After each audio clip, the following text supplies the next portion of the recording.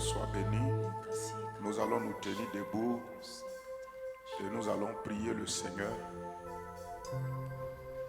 Voilà. On va rendre grâce à Dieu pour ce temps qu'il nous donne, pour ce séminaire. Pour ce temps donc de partager la parole de Dieu. On va bénir le Seigneur ensemble de tout notre cœur au nom de Jésus et prie pour ton cœur, prie pour toi-même, prie pour la révélation personnelle et particulière de Jésus-Christ dans ton cœur et dans ta vie. Élève la voix ce soir au nom de Jésus. Prie mon frère, prie ma soeur, prie pour ton cœur, prie pour toi-même, prie pour ton frère, prie pour ta soeur, prie pour tous ceux et toutes celles qui sont connectés donc à travers les réseaux sociaux afin de recevoir la grâce de Dieu à travers ce séminaire. Prie de tout ton cœur. Père de grâce et Père de bonté, nous te bénissons et nous te rendons toute la gloire. Nous t'exaltons et nous te magnifions. Nous te célébrons, Père céleste. Merci pour ta parole ce soir. Merci pour le séminaire. Merci pour ce rendez-vous. Merci pour la grâce que tu nous fais ce soir.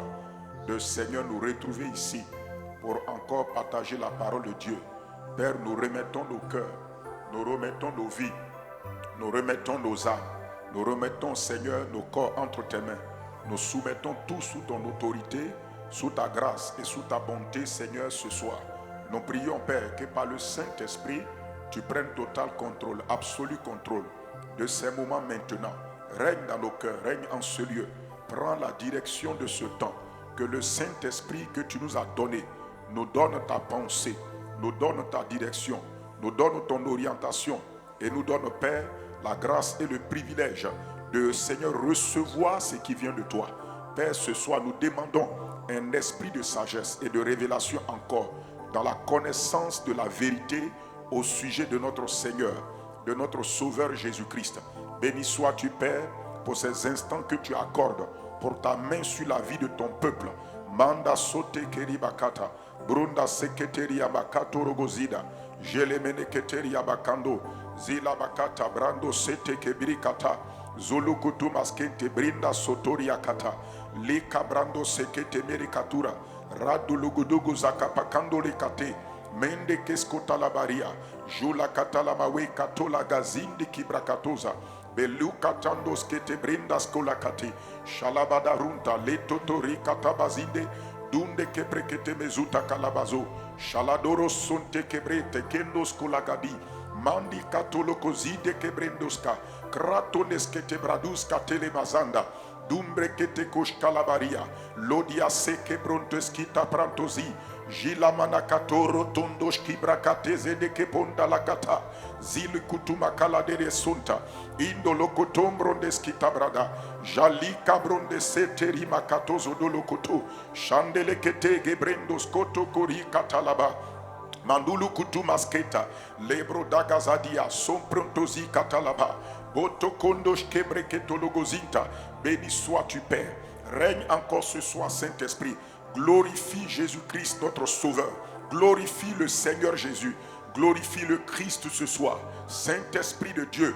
Bratendos kotama sheke barakata. Zuliki bakando. Chalete meketori kataba zunde ketebro. Prade sotodia katonde gibalakata yazuta. Shendo lokotondo giba katerebeze. Lazo teke makatuzu kutumalakata. Ibaro sekete malia. Tonde kibrade. Luti kimakatozo dokolomaski. Mande berikotolobo sante kibrandoske. Jula katemrokotoboso. Que le sang de Jésus asperge nos vies. Que le sang de Christ asperge l'environnement. Que le sang de Christ asperge chacun de nous. Que tout soit placé sous le mandat du sang de Christ. Le sang de l'aspersion, le sang de la victoire, le sang de l'autorité, le sang du rachat, le sang qui garde, le sang qui préserve, le sang qui protège. Kobasunte kebrokotamazia, libro sokoto barakati bazente, lontutu kumakalabazi, mandi lagadabo sekete limakatosa, lerosa kinto kalabadi. Brodagazete limakantoliabo. Radulugudu maskete kemeketorikata. Geloroske prandazute kelalakata. Bosondo lokoto malakatia. Ô Esprit de Dieu, prosakila masanta. Souffle Saint-Esprit. Souffle ton inspiration. Souffle ta révélation. Souffle ta sagesse. Souffle ton intelligence. Souffle ta connaissance. Ce soir, Saint-Esprit, nous t'appelons au Dieu. Manifeste ta présence. Nous te demandons, manifeste ta présence. Manifeste ta réalité encore dans nos cœurs, au milieu de nous, partout, en tout lieu, pour la gloire seule de notre Sauveur et Seigneur Jésus-Christ. Nous avons prié. Merci Seigneur. Que tout le monde dise Amen. Assieds-toi dans la présence du Seigneur.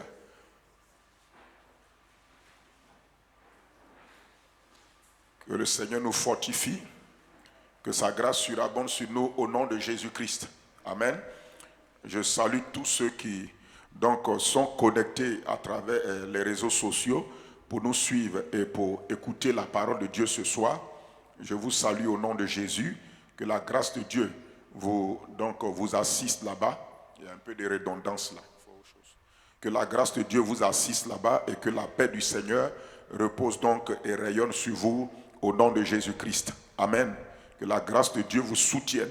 Que le Saint-Esprit, là où vous êtes, vous parle et vous donne la révélation de la parole de Dieu que nous allons partager ce soir de manière spécifique et particulière au nom de Jésus. Amen. Je salue aussi tous ceux qui sont présents donc dans la salle, que le Seigneur vous assiste et vous donne aussi de recevoir. En esprit, il n'y a pas de distance. Tu peux être proche et puis être loin. Tu peux être loin et puis être à côté. Ok? C'est ça l'esprit. En esprit, il n'y a pas de distance. Souvent, celui qui est à côté là même ne reçoit pas. C'est celui qui est au loin là qui reçoit. Parce que celui qui est à côté pense que comme il est à côté, donc il reçoit. Non. Non. Tous ceux qui étaient proches de Jésus n'ont pas toujours reçu ce que Jésus a dit ou bien la parole de Jésus. C'est ceux qui sont venus de loin, souvent qui ont été facilement connectés à Jésus et ont pu recevoir. Donc la différence, c'est qu'il faut que ton cœur s'ouvre seulement. Si ton cœur est ouvert, que tu sois proche ou que tu sois loin, tu vas recevoir. Tu vas capter la grâce de Dieu, tu vas recevoir, tu vas être inondé et béni par le Seigneur. Alléluia. Donc il s'agit que tu disposes ton cœur pour écouter attentivement et pour recevoir grâce sur grâce au nom puissant et précieux de Jésus-Christ. Amen. Amen. Alors ce soir, nous sommes dans ce séminaire-là et nous avons dit le thème du séminaire, c'est Jésus, le Sauveur, le Seigneur, le Christ. Jésus, le Sauveur, le Seigneur, le Christ. Depuis un certain temps, nous sommes en train de parler de la parole de Dieu, mais nous sommes en train d'insister sur le fait que la parole de Dieu est la vérité, n'est-ce pas? Et pourquoi on insiste sur le fait que la parole de Dieu est la vérité? C'est pour montrer que c'est la parole de Dieu, vérité, qui libère. Le Seigneur Jésus a dit que la parole de Dieu est la vérité et c'est la parole de Dieu, vérité, qui libère. Sans la vérité de la parole de Dieu, il n'y a pas de liberté, il n'y a pas de délivrance. Si la parole de Dieu ne devient pas, et comme on appelle révélation, vérité en toi, elle ne peut pas te libérer. Le Seigneur nous a parlé de fort belle manière pour nous dire qu'en lui, il n'y a point de favoritisme. Dieu opère avec chacun de nous sous le mandat et l'autorité de sa parole qui est la vérité. La parole de Dieu, Dieu nous la donne parce que Dieu sait que sa parole est la vérité et que c'est seule la vérité qui peut transporter un homme dans la réalité, qui peut transporter un homme dans la liberté. Écoutez-moi, ce n'est pas à nous de déterminer le standard par lequel nous serons libres. C'est Dieu qui détermine par quel standard nous devons entrer dans la liberté et vivre dans la liberté. Et Dieu a déterminé que le standard par lequel les hommes et les femmes doivent vivre plutôt dans la liberté, c'est la vérité de la parole de Dieu. Et nous avons dit que la vérité, qui est la parole de Dieu, nous amène à rentrer dans la liberté, nous amène à rentrer dans la réalité des choses de Dieu. Et donc, chemin faisant, nous voulons marquer un arrêt par ce séminaire-là. C'est comme une continuité, mais on marque un arrêt par ce séminaire pour revenir sur certaines choses qui doivent être ancrées en nous pour que nous puissions progresser et que nous puissions évoluer. Et c'est pourquoi nous avons dit que ce thème-là, sur lequel nous nous arrêtons ce soir, ce thème-là concerne notre Seigneur Jésus-Christ. Ce thème-là concerne la personne de Jésus-Christ. Et nous voulons parler de Jésus, le Sauveur, Jésus, le Seigneur, Jésus, le Christ. Écoutez-moi très bien. Vous connaissez ça. Vous savez que Jésus est le Sauveur, le Seigneur, le Christ. D'autres même, ils ne connaissent pas la dimension de Jésus et Christ là. Ce qu'on dit Christ là, ils ne savent pas ce que ça veut dire. Mais ce que je vais vous dire à partir de ce thème-là, pourquoi on a pris ce thème-là, c'est pour montrer et révéler les 3 dimensions exceptionnelles de Jésus-Christ dans la vie de tout chrétien. Toutes les 3 dimensions que tout chrétien doit connaître de Jésus et relationner avec Jésus-Christ. Jésus est venu comme le Sauveur, le Seigneur, le Christ. Il n'y a pas autre chose après ça. Voici les dimensions de Jésus réellement dans la vie et dans sa relation avec les êtres humains. Et tout homme doit vivre en ayant la révélation de Jésus, le Sauveur, dans sa vie, en ayant la révélation de Jésus comme Seigneur, en ayant la révélation de Jésus comme Christ. Et l'objectif de ce séminaire également, c'est de permettre à chacun de nous, non seulement d'avoir cette révélation-là, mais de savoir comment établir une relation avec chaque dimension de la seule personne de Jésus afin de bénéficier au maximum de lui. Ce thème-là ne veut pas dire que nous voulons parler de 3 Jésus. Il n'y a pas 3 Jésus. Il y a un seul Jésus, mais en 3 différentes révélations importantes et essentielles. Toutes les révélations qu'on peut avoir de Jésus-Christ sont liées à ces 3 dimensions. Sont liées à ces 3 dimensions. On n'est pas en train de parler de premier Jésus, deuxième Jésus. Non, non, non, non. C'est un seul Jésus. Jésus est une seule personne, mais dans sa révélation envers les hommes et dans sa relation envers les hommes, il se présente comme le Sauveur, comme le Seigneur et comme le Christ. Alléluia. Et tout cela, c'est par étapes. La première étape, révélation de Jésus, qu'un homme doit avoir, qu'une personne doit avoir, c'est la révélation de Jésus comme Sauveur, comme son Sauveur, comme le Sauveur. Si tu n'as pas eu la révélation de Jésus comme Sauveur, tu ne peux pas voir la révélation de Jésus comme Seigneur. Si tu refuses que Jésus soit le Sauveur de ta vie, tu ne peux pas le saisir et le connaître comme Seigneur dans ta vie. Celui qui ne t'a pas sauvé ne peut pas être Seigneur sur toi.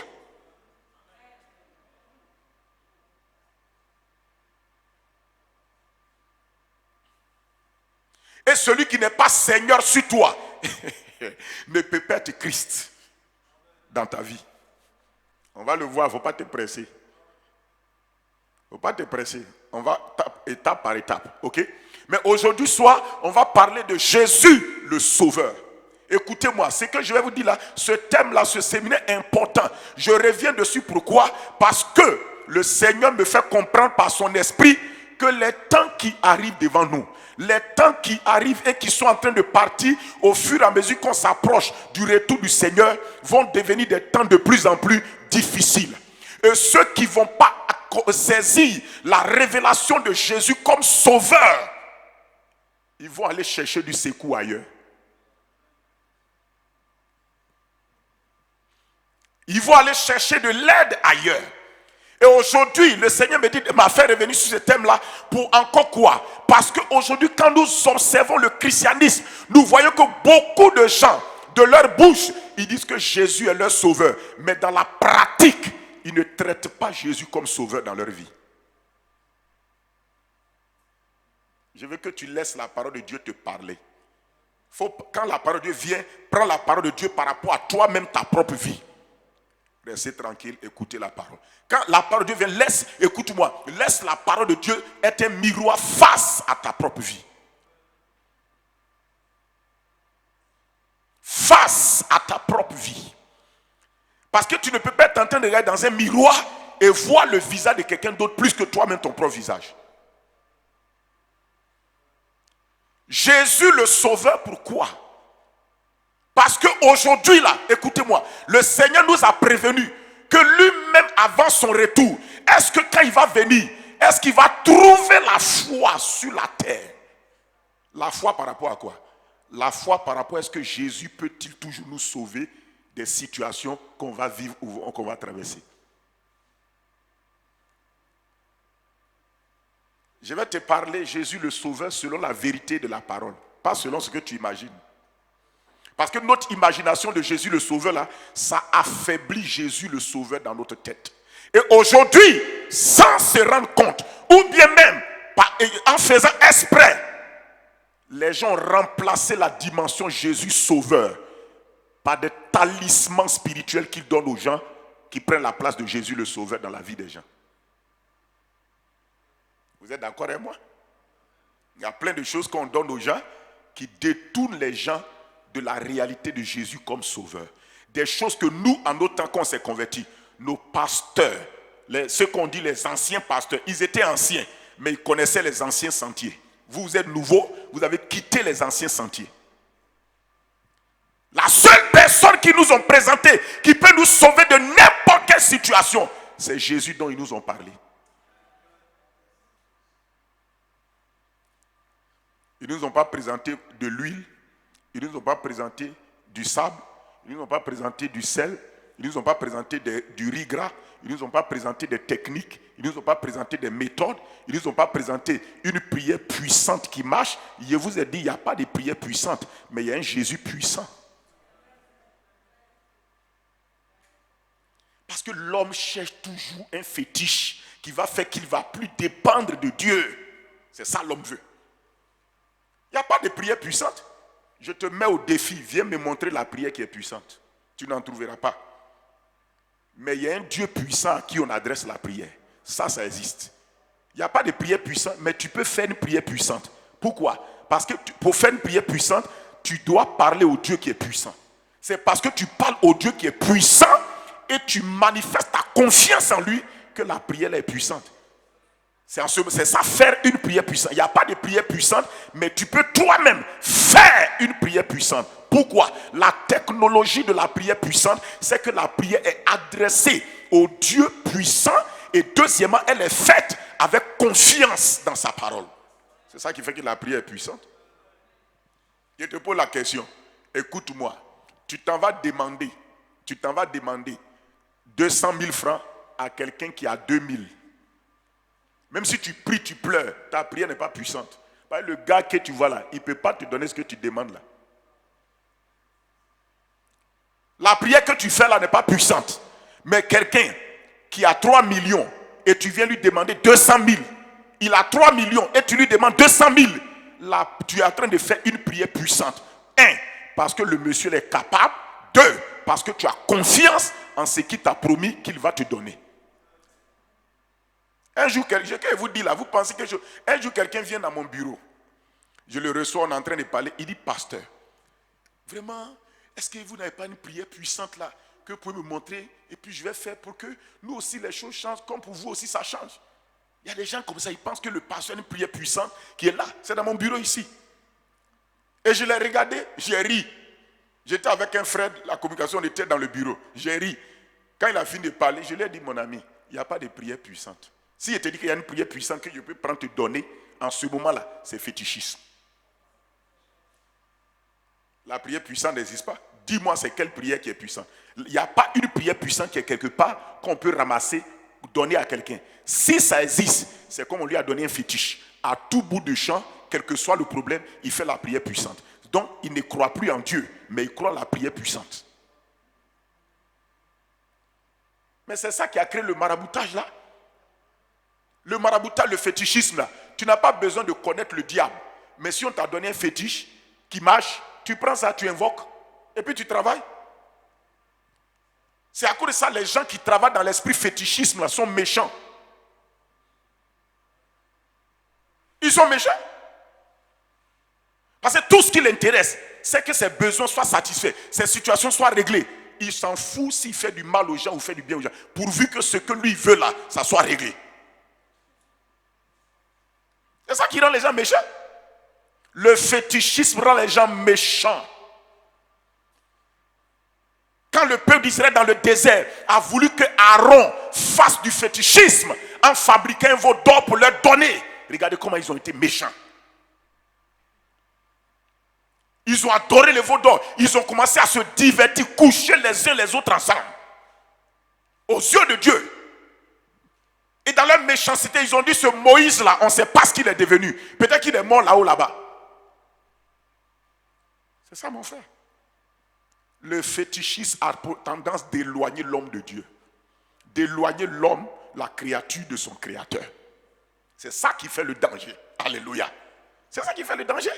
Donc nous voulons revenir sur ce thème-là. Ce n'est pas un thème chose. Hein?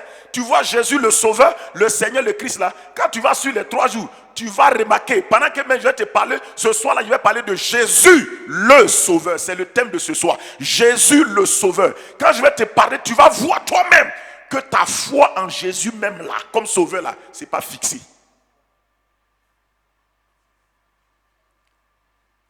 Et quand tu n'as pas la révélation réelle de Jésus le Sauveur dans ta vie, et tu ne sais pas comment entrer en contact avec Jésus le Sauveur, les miracles diminuent dans ta vie. Le surnaturel, les manifestations de Dieu dans tes besoins là, ça diminue.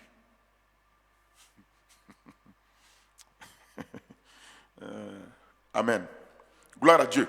Alors, ce soir, on va voir Jésus le Sauveur. Le thème là de ce soir, c'est Jésus le Sauveur. Amen. Alors, qui est Jésus? Avant d'aller voir Jésus le Sauveur, le Christ, le quoi? Qui est Jésus? Jésus, c'est qui? Là encore, voici des choses où les gens discutent. Jésus, c'est qui? Beaucoup de chrétiens ne savent pas même. Ils parlent de Jésus, mais ils ne peuvent pas dire clairement Jésus, c'est qui? La Bible donne la réponse. Qui est Jésus? Jésus, c'est qui? Allons-y, dit dans Jean chapitre 1. Jean chapitre 1, verset 1 à 4. Et ensuite verset 14. Jean chapitre 1, verset 1. Je veux que Jésus, c'est qui? Qui est Jésus? Je veux que tu vois Jésus. Qui est Jésus selon la parole, pas selon tes idées. Jean chapitre 1, verset 1 à 4. Au commencement était la parole. Et la parole était avec Dieu. Et la parole était Dieu. Amen. La parole était au commencement avec Dieu. Oui.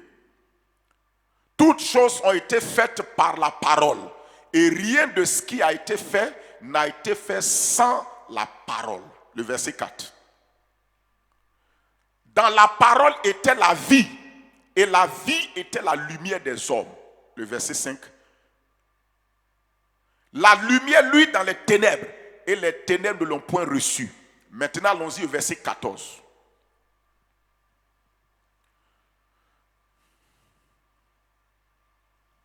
Verset 14. Il faut être rapide, la communication.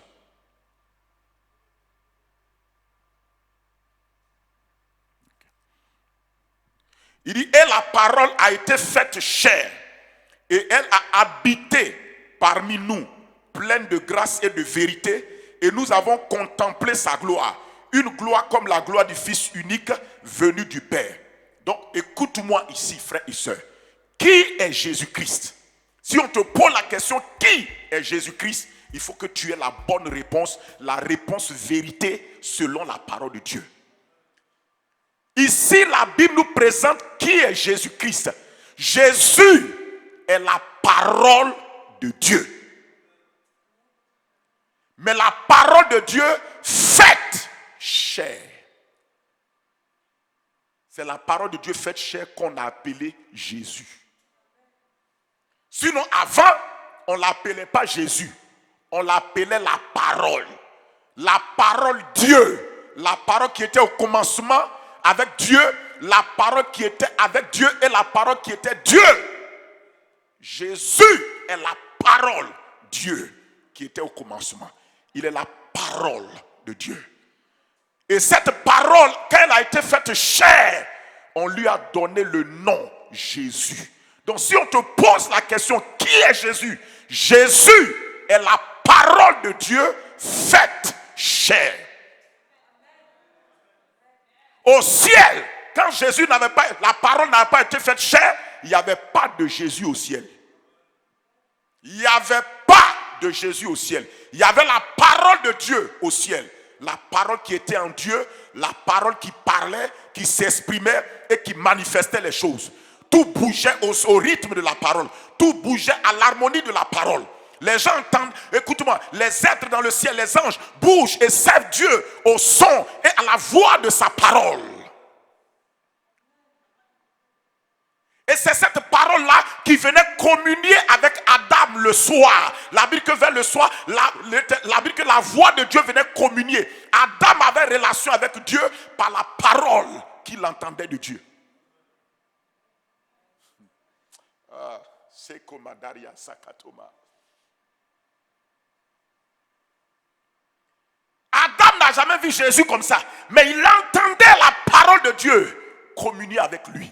Puisque la présence de Dieu était dans le jardin d'Éden, la communion qu'il avait avec Dieu était par la voix de la parole de Dieu qu'il entendait. C'est ça la communion. Il n'y a pas communion si Dieu n'entend pas ta voix et si toi tu n'entends pas la voix de Dieu. Il n'y a pas communion. La présence de deux personnes ne signifie pas la communion de deux personnes. Vous pouvez être côte à côte, mais il n'y a pas communion. La communion naît lorsque la personne entend ta voix, tu entends sa voix. Donc quand Adam communiait avec Dieu dans le jardin, c'était par la parole de Dieu. Il entendait la voix de Dieu qui lui parlait. La Bible que la voix, c'est pourquoi quand il a péché, on dit qu'il a entendu la voix de l'Éternel qui parcourait le jardin. C'est-à-dire que Dieu venait à l'habitude pour communier à lui par sa voix. C'est ça le secret d'Éden. Il n'y avait pas de Jésus là-bas. Il n'y avait pas de Jésus au ciel. Mais il y avait la parole de Dieu. Jésus, avant qu'il vienne sur la terre, il était la parole de Dieu qui était en Dieu et que Dieu faisait entendre. Et c'est par cette parole que toutes choses ont été créées. Les cieux, la terre, la mer et tout ce qui se trouve. Quand Dieu parlait, tout cela se manifestait. Tout cela se manifestait. Alléluia. Tout cela se manifestait quand Dieu parlait.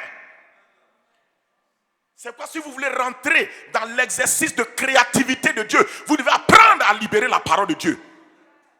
Mais Jésus, avant d'être la parole parlée, était d'abord la parole logos qui était en Dieu. C'est quand Dieu veut travailler qu'il libère la parole réma. Mais s'il ne veut rien faire, la parole est toujours en lui. La parole est lui-même, mais logos. C'est pourquoi on dit au commencement était la parole était avec Dieu et la parole était Dieu. Ici on parle de Jésus comme logos. Logos, c'est la parole sous forme de pensée, sous forme de connaissance, de sagesse et d'intelligence. Quand on dit au commencement était le logos, ça dit était la pensée de la parole. C'est pourquoi on dit au commencement, d'autres versions disent au commencement était le verbe. Logos, c'est la parole qui est sous forme de pensée mais qui n'est pas encore exprimée. Logos, c'est la parole pensée qui est sous forme de pensée, la parole en tant que connaissance, sagesse, intelligence que quelqu'un possède. Donc Dieu est logos. Et Dieu a son logos. Toi aussi, homme, tu as ton logos.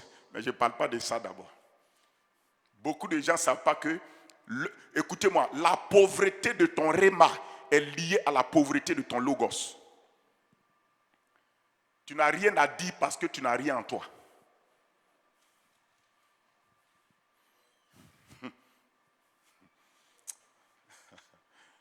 God. Tu sais pourquoi réma sort? C'est parce que tu es rempli de logos. Augmente ton potentiel logos. Tu auras réma à dire. C'est à cause de ça, si tu ne connais pas la Bible, mon frère, devant tes circonstances, tu n'as rien à dire. Et un pasteur ne peut pas t'imposer les mains pour que tu reçoives ça. Ça, on ne donne pas ça par imposition des mains. Donc Jésus est la parole logos de Dieu. La parole existante. La parole logos. Et puis on dit que cette parole logos, quand Dieu voulait travailler, c'est cette parole qui était sous forme de logos, pensée, connaissance, sagesse, intelligence qui était en Dieu, que Dieu prononçait. Dieu parlait. Dieu parlait. Cela veut dire que quand Dieu voulait créer les cieux et la terre, Dieu parlait en puisant dans sa connaissance, dans sa sagesse, dans son intelligence et dans son système de pensée qui est en lui. Logos. Et puis il parle. C'est ça Jésus.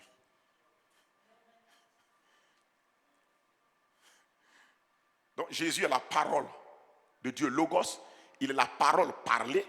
Maintenant on te dit, ce Jésus-là, je dis bien, il n'y avait pas de Jésus au ciel, mais je tue ce thème pour que tu comprennes ce que je suis en train de dire. Mais maintenant, à quel moment on a appelé la parole Jésus? C'est lorsque la parole a été faite chair. C'est en ce moment-là que l'ange même a dit à Marie et à Joseph, tu lui donneras le nom de Jésus. Pourquoi? Pour qu'on lui a donné ce nom Jésus-là. On va voir. Parce qu'il est venu sur la terre pour une mission. Donc il doit porter le nom qui est attaché à sa mission. Dieu ne donne pas des noms parce que c'est intéressant. Dieu donne toujours un nom parce qu'il y a un but à atteindre avec le nom. Il y a des gens, ils ont lu dans le calendrier, ils ont vu dans un film, ils ont vu dans un roman qu'ils ont lu un nom qui est joli, ils ont pris collé sur les enfants. Tu connais ce que ça veut dire? Tu sais où c'est parti, où c'est quitté? Tu ne connais pas. Comme c'est joli là, tu as pris, tu as collé. Tu sais ce que ça veut dire? Le nom représente ta destinée, représente ta mission. Le nom représente ton caractère. Le nom représente ton onction. Hey.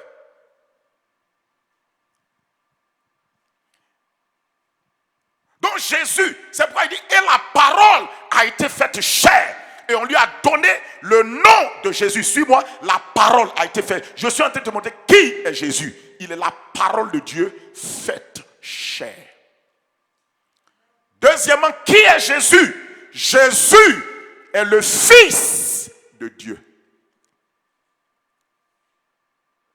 Jésus n'est pas fils de Dieu parce que Dieu a une relation sexuelle avec Marie. Simplement parce que la parole de Dieu, il est la parole de Dieu qui a été faite chair. Allons-y, lis, on va voir. Pas laisser les gens dire n'importe quoi. Et puis la Bible dit les choses. Tu ne lis pas la Bible, c'est pourquoi tu ne vois pas que la Bible a déjà dit. La Bible a dit, les gens te disent, quand Jésus est fils de Dieu, c'est que comment Dieu peut avoir un fils? Parce que les gens pensent que les fils viennent uniquement par relation sexuelle. Les fils viennent par relation sexuelle, ça c'est au niveau humain. Et quand on dit fils là, ce n'est pas forcément la connotation de relation sexuelle. On va voir. Déjà, mais il te dit quoi? Jésus est quoi? La parole de Dieu faite chair. Ça doit t'amener à réfléchir. Lisons dans Matthieu 1, verset 18. Matthieu chapitre 1, verset 18. C'est enseignement. Matthieu 1, verset 18. Il dit, regarde mon frère, il dit, voici de quelle manière arriva la naissance de Jésus-Christ. Je t'ai amené à la conclusion pour te ramener au déroulement et au développement qui a produit la conclusion. On a lu là-bas et la parole a été faite chair. On va te répartir maintenant pour te montrer comment c'est arrivé que la parole qui était en haut, au ciel, dans le cœur du Père, a été faite chair. Je t'ai dit, Jésus est la parole logos, la parole pensée de Dieu, connaissance, sagesse, intelligence de Dieu, mais qui n'est pas encore prononcée ni proclamée. Mais Jésus en même temps la parole parlée de Dieu. Ça c'est quand Dieu veut opérer, qu'il libère logos comme sous forme de parole parlée, parce qu'il veut produire quelque chose. Toi-même, toi tu es là, il y a plein de choses qui sont dans ton cœur, mais si tu n'as pas envie de parler, personne n'entend ce que tu dis. On est d'accord, non? Mais il faut apprendre à parler un peu, sinon ça te charge souvent. Vous avez les gens qui ne parlent pas, ne chargent pas. Ils ont trop de choses dans le cœur. Ça les fatigue. Moi en tout cas, je ne parle pas. Il y a des jours où il faut parler. Un homme ne peut pas rester là, il ne parle pas. Il faut parler. Exprime-toi. Si Dieu ne parlait pas, est-ce que tout ce qu'on voit là allait venir? Ça n'allait pas venir. Il fallait que Dieu parle sa parole. Maintenant on dit que cette parole parlée a été faite chair. Maintenant, on te retourne aussi dans ce passage. On dit, voici de quelle manière arriva, le verset, voici de quelle manière arriva la naissance de Jésus-Christ.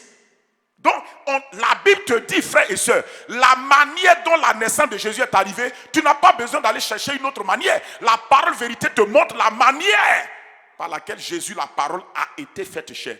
Accepte cette manière-là et quitte les discussions inutiles. Vous voulez discuter là où il n'y a pas de discussion. Il dit Marie, regardez, Marie sa mère. Pourquoi Marie est sa mère? C'est elle qui l'a portée et qui l'a accouchée. Marie sa mère, ayant été fiancée à Joseph, se trouva enceinte. Pourquoi on précise ces expressions? Étant fiancés, ils n'ont pas couché ensemble. On dit elle se trouva enceinte. Si on s'arrête là, tu vas dire donc ils ont chuté. Ils n'ont pas chuté. Voilà, dans votre tête, ils ont chuté. Ils ont chuté, ça veut dire quoi? Ils n'ont pas chuté. On dit elle se trouva enceinte. Si on s'arrête là, il y a problème. Mais on dit par la vertu du Saint-Esprit. Il faut me suivre rapidement. Par la vertu du Saint-Esprit, avant qu'ils eussent habité ensemble. Donc avant qu'ils soient mariés, qu'ils habitent ensemble, Marie se trouva. C'est-à-dire que ça surprit les gens. On dit que la femme est enceinte.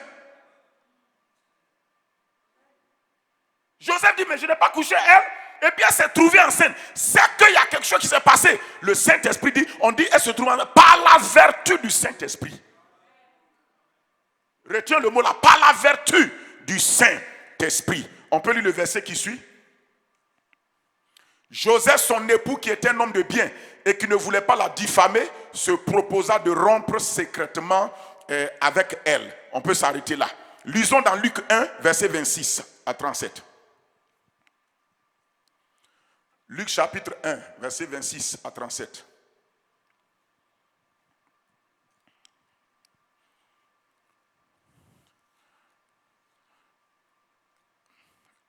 Je dis verset 26 à 37. Il faut être concentré, s'il vous plaît. Luc 1, verset 26 à 37. Merci Seigneur. On dit, au 6e mois, l'ange Gabriel fut envoyé dans une ville de Galilée appelée Nazareth. Oui. Auprès d'une vierge fiancée à un homme de la maison de David nommé Joseph. Le nom de la vierge était Marie. L'ange entra chez elle et dit, je te salue, toi à qui une grâce a été faite. Le Seigneur est avec toi.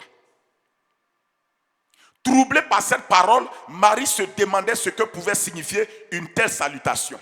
Maintenant, l'ange va commencer à dire ce pourquoi il est venu. L'ange lui dit, ne crains point, Marie, car tu as trouvé grâce devant Dieu. Oui. Et voici, écoutez-moi, l'ange lui dit, voici, tu deviendras enceinte et tu enfanteras un fils et tu lui donneras le nom de Jésus. C'est clair, non? L'ange dit à Marie, tu deviendras enceinte. Et regardez l'expression. L'ange dit, tu deviendras enceinte. Et tu enfanteras qui? Un fils. Et tu lui donneras le nom de Jésus. Donc c'est l'ange qui a dit, quand il va venir, tu lui donnes le nom de Jésus. Au ciel, on ne le connaît pas. On ne connaît pas Jésus, on connaît la parole.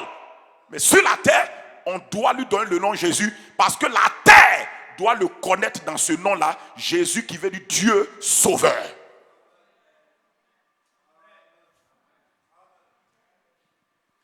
Parce qu'au ciel, on n'a pas besoin de Jésus. Personne n'a besoin d'être sauvé là-bas. C'est sur la terre qu'on a besoin qu'il soit Jésus. Au ciel, c'est la parole de Dieu. Mais sur la terre, c'est nous on a besoin d'un sauveur. C'est pourquoi on dit, tu lui donneras. Quand il va venir sur la terre, là, la parole faite chair, là, donne-lui le nom Jésus. Parce que les hommes doivent le connaître comme Jésus, le Dieu sauveur. Son nom avec lequel ils vont relationner, c'est ce nom Jésus-là. Parce que dans ce nom-là, la dimension du salut est à l'intérieur. Est-ce que tu me suis, s'il te plaît? Est-ce que ça va? Le rythme, ça va? Ce n'est pas rapide. Il faut que tu comprennes. Parce que dans l'enseignement, le professeur doit s'assurer que les élèves comprennent la leçon. Ça ne sert à rien de remplir les heures. Il faut que les élèves comprennent la leçon. On dit que bon, on a travaillé 4 heures de temps, ils n'ont rien compris. Non, le but de l'enseignement, c'est d'amener les gens à passer de la connaissance A à la connaissance B. Amen. Alors, continuons. Il dit, tu lui donneras le nom de Jésus. Oui, il dit, il sera grand et sera appelé fils du Très-Haut. On est en train de préciser que Jésus est la parole de Dieu faite chair, mais ici, on est en train de montrer qu'il est le Fils de Dieu. C'est en train de venir, non? Il dit, il sera grand et il sera appelé Fils du Très-Haut. Je vais te démontrer pourquoi Jésus est appelé Fils de Dieu. Et le Seigneur Dieu lui donnera le trône de David, de son père. Continue. Il régnera sur la maison de Jacob éternellement et son règne n'aura point de fin. Verset 34. Quand l'ange a fini de dire tout ça, Marie dit à l'ange, écoute-moi, Marie dit à l'ange, comment cela se fera-t-il? C'est une grande question. Comment cela se fera-t-il que moi, une femme vierge, qui ne connaît point d'homme, je deviendrai enceinte et l'enfant que je vais porter, je vais lui donner le nom Jésus et cet enfant Jésus-là, c'est le Fils du Dieu très haut. Comment ça va se faire? Écoutez-moi, la question de Marie là, c'est pour savoir comment le Fils de Dieu, la parole de Dieu, va-t-elle devenir chair? C'est ça qui est là. Comment cela se fera-t-il puisque je ne connais point d'homme? Je ne connais point d'homme. Comment je vais être enceinte et avoir un enfant qu'on va appeler Jésus et il sera Fils du Dieu vivant? Il faut qu'on me dise. La question de Marie est puissante parce que ça va lui donner de savoir par quelle technologie spirituelle Jésus va-t-il être appelé Fils de Dieu. Alléluia. Comment ça va se faire? Elle dit, je ne connais point d'homme. Alors si je ne connais point d'homme, ça va se faire comment? Ça va se faire comment? Et puis l'enfant là sera appelé Fils de Dieu. En fait, ça va se faire comment? Ou bien, si toi tu dis que oui, tu vas mettre un enfant au monde et que l'enfant que la femme là va porter là, c'est ton enfant, on doit savoir que ça se fait comment? Ou bien, même nous-mêmes, nous sommes ici là, nous sommes le fruit d'un comment nos parents ont fait. Tu es le fruit d'un comment. Comment ça s'est fait et puis tu es là.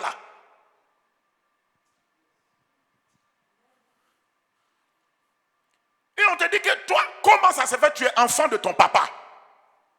Si on dit que Jésus est le Fils de Dieu, on doit savoir comment ça va se faire et puis on va l'appeler Fils de Dieu. Frère ou quoi? Comment ça va se faire qu'on va dire Jésus là, que la parole faite chair d'abord, il est le Fils de Dieu. Il a dit Jésus le sauveur, mais il faut que tu saches c'est qui Jésus d'abord. Il est la parole de Dieu, faite chair. Ensuite, il est le Fils de Dieu. Par quelle technologie spirituelle? Elle dit, puisque je ne connais point d'homme. Le verset 35, regardez ce que l'ange va dire. Regardez bien. Le problème, les réponses sont devant nous, mais on cherche ça.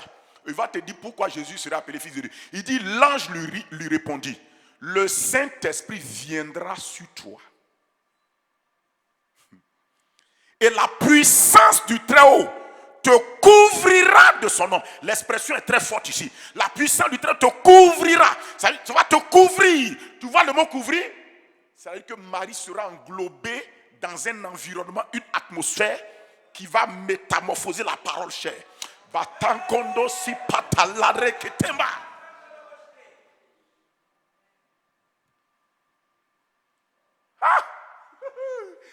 Praise the Lord. Oh God. Aimez la connaissance de la vérité. La vérité, c'est ce que Dieu dit. C'est l'opinion de Dieu. C'est le point de vue de Dieu. Ce n'est pas ton point de vue. Il dit, le Saint-Esprit viendra sur toi. Je vais y arriver. Et la puissance du Très-Haut te couvrira de son ombre. Regardez, conjonction de conséquences. C'est pour cette raison que le Saint-Enfant qui naîtra de toi, suis-moi s'il te plaît, vas-y, sera appelé Fils. Donc, est-ce que tu as besoin d'aller chercher autre explication? Si quelqu'un te dit, mais pourquoi Jésus est Fils de Dieu? Voici la réponse. On te dit, voici comment ça va se faire. Je vais maintenant expliquer simplement. Naturellement, comment toi tu deviens fils de ton papa? Je vais t'expliquer. Quand ton père a planté la sémence dans le sein de ta mère, quand le spermatozoïde et l'ovule se sont rencontrés, ils ont fécondé. La fécondation là, ça produit un être, mais un être qui était sous forme de sang, de liquide de sang. Je vais te dire, mon frère, toi, quand on voit comme ça aujourd'hui là, tu étais un liquide dans les entrailles de ta maman. Tu étais un liquide, sang. Tu n'étais pas encore ça, oh. Gros braya que tu joues ici là, tu étais de l'eau d'abord, liquide. Dieu a mis ce liquide conçu, cet enfant conçu sous forme de liquide là, de marque de sang là, dans quoi? Regardez le système que Dieu va utiliser. Dieu a utilisé les entrailles de ta maman, la puissance de la chaleur des entrailles de ta mère, comme moyen pour couvrir ce qui a été conçu là, jusqu'à ce que ça grandisse et que les pieds, les bras, les narines, les yeux commencent à sortir. Suis-moi. Mais avant que tout ça ne se fasse, ton père a dû planter d'abord sa sémence. Cette sémence-là, comment ça fait pour devenir un être humain que tu vois là? Tu sais comment? Parce que Dieu a trouvé un environnement adéquat.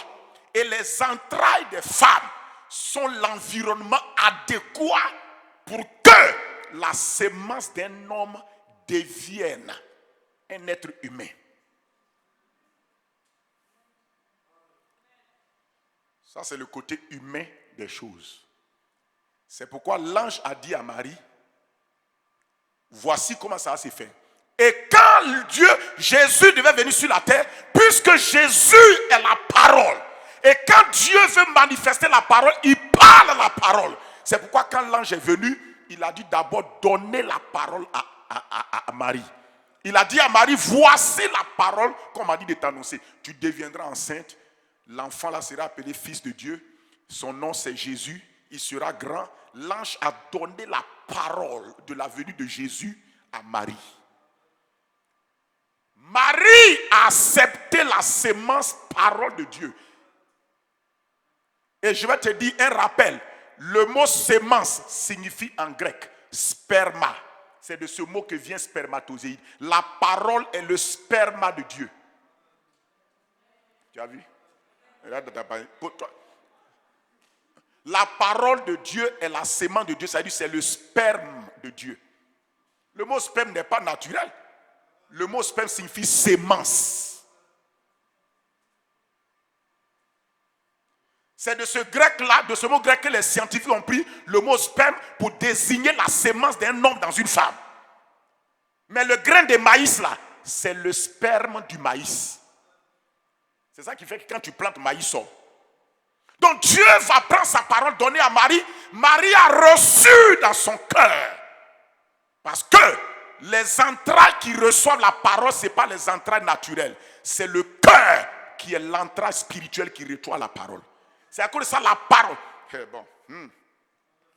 C'est à cause de ça, quand la parole n'est pas arrivée à rentrer dans ton cœur, elle n'est pas susceptible d'être produite par le Saint-Esprit, de produire quelque chose par le Saint-Esprit. Il faut obligatoirement qu'elle tombe au bon endroit. C'est comme obligatoirement la sémence d'un homme doit tomber au bon endroit.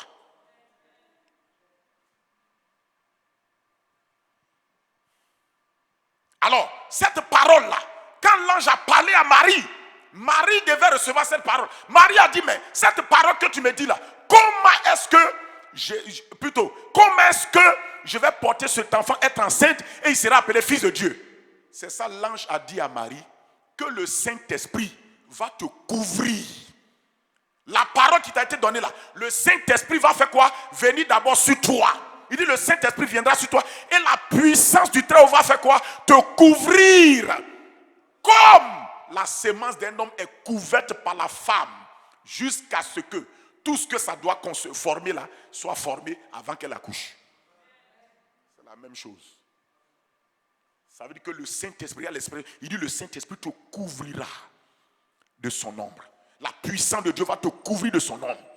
Donc le Saint-Esprit est venu sur Marie et il a libéré sa puissance pour couvrir entièrement Marie. Et c'est quand il a couvert Marie qu'il a transformé la parole, sémence là, chair. C'est tout. Il n'y a pas d'autre explication. C'est à cause de ça la naissance de Jésus est une naissance miraculeuse. sa conception miraculeuse et jusqu'à sa venue miraculeuse. Voici le secret. Toi, tu t'assois avec les gens, allez débattre ça, discuter ça. Dieu a dit, voici de quelle manière est arrivée la naissance de Jésus, et puis on l'a appelé fils de Dieu. Dieu a déjà dit la manière dont c'est arrivé. Tu n'as pas autre manière à aller expliquer. Est-ce que tu as une autre manière à aller expliquer? Si tu veux expliquer autrement, tu seras dans la confusion. Donc le Saint-Esprit a pris la parole, et c'est pourquoi Jean 1, verset 14 dit, et la parole a été faite chair. Donc elle n'était pas chair. La parole est esprit. Mais comment elle va être faite chair? La parole est une sémence spirituelle. La parole est une sémence esprit. Mais cette parole, sémence esprit, devait être faite chair. Comment ça a été fait? Lorsque Marie a reçu cette parole de la venue de Jésus, elle a accepté la parole. Le Saint-Esprit est venu sur elle. Il a couvert cette parole de sa puissance. Et il a formé quoi? Il a créé un être humain à partir de la parole spirituelle. C'est un processus de conversion du spirituel au naturel. Il ne faut pas te presser. Dans tous les cas, après ce séminaire, on va rentrer dans une série, tu vas comprendre. Oh God. Et la parole a été faite chair. Je t'assure que si tu comprends ça, le secret de la venue de Jésus ici dans cette histoire-là, si tu comprends ça, tu as connu tout le secret du christianisme. Tu as connu le secret par lequel Dieu se rend visible à travers des hommes. Amen. Donc il dit la parole a été faite chair et elle a habité parmi nous. Et cette parole, voici comment cela est arrivé. Amen. Mais on continue. Maintenant, on va venir sur la réalité de Jésus maintenant, le Sauveur. Tu sais qui est Jésus maintenant? Jésus est qui? Jésus est... Aide-moi, Jésus est la parole de Dieu. Et Jésus est le Fils de Dieu. Il est la parole de Dieu faite chair. Il est le Fils de Dieu. Amen. Donc n'oublie jamais ça. Ne mets pas ça sur le banc de la discussion. C'est la vérité. Amen. Et c'est la vérité parce que c'est Dieu même qui nous révèle ça comme ça. Alléluia. Amen. Maintenant, Jésus, qui est la parole de Dieu et qui a été faite chair, et Jésus, qui est le Fils de Dieu, c'est ce Jésus-là qui nous a été donné comme sauveur pour nos vies. Nous allons voir la dimension de Jésus sauveur. Allons-y lire dans Luc chapitre 2. Luc chapitre 2, verset 8 à 11. Luc 2, verset 8 à 11. Luc 2, verset 8 à 11. On dit, il y avait dans cette contrée des bergers qui passaient dans les champs les veilles de la nuit pour garder leurs troupeaux. Oui. Et voici un ange du Seigneur leur apparut et la gloire du Seigneur resplendit autour d'eux. Il fut saisi d'une grande frayeur. Mais l'ange leur dit, ne craignez point, car je vous annonce une bonne nouvelle qui sera pour tout le peuple le sujet d'une grande joie. Donc les anges se sont révélés aux bergers et ont dit, je vous annonce aujourd'hui une bonne nouvelle qui sera donc pour tout le peuple le sujet d'une grande joie. Quelle est cette bonne nouvelle? C'est qu'aujourd'hui dans la ville de David, regardez l'expression, il vous est né. Il est né pour qui? Pour vous, pour moi, pour toi. Il vous est né, il nous est né. Qui? Un sauveur. Et ce sauveur-là, il est qui? Il est le Christ. Il est encore qui? Le Seigneur. Les trois dimensions sont ici. Depuis l'annonce de sa naissance, on te prouve les trois dimensions ici. Tu penses que j'ai inventé le thème là? Le thème là n'est pas inventé. Tu lis ça, tu n'as jamais vu. L'ange vient apparaître au berger et il leur annonce directement la bonne nouvelle de la naissance de qui? Ce Jésus qu'on a dit, il a été conçu par le Saint-Esprit et il sera appelé Fils de Dieu là. La parole faite chair. On a vu là-bas comment il va venir au monde. Et on a dit ce jour-là, l'ange est venu dire, ce Jésus-là, il est né maintenant. Mais il est né en tant que qui? Il est né en tant que sauveur pour nous. Il dit, il vous est né. Donc les trois dimensions de Jésus là, c'est pour nous. C'est pas pour quelqu'un d'autre, c'est pour nous. C'est pour que nous on en bénéficie. Il vous est né, il t'est né, il nous est né un sauveur. Ce sauveur-là, il est le Christ, il est le Seigneur. Mais on va se concentrer sur la dimension sauveur. Jésus est né pour être notre sauveur, ton sauveur, mon sauveur. Dieu a envoyé Jésus premièrement pour qu'il se révèle à toi comme ton sauveur d'abord. Si tu n'as pas accepté ça, si tu n'as pas établi ça en toi, pour que Jésus soit ton Seigneur, c'est compliqué. Pour que Jésus soit le Christ en toi, c'est compliqué, cette dimension.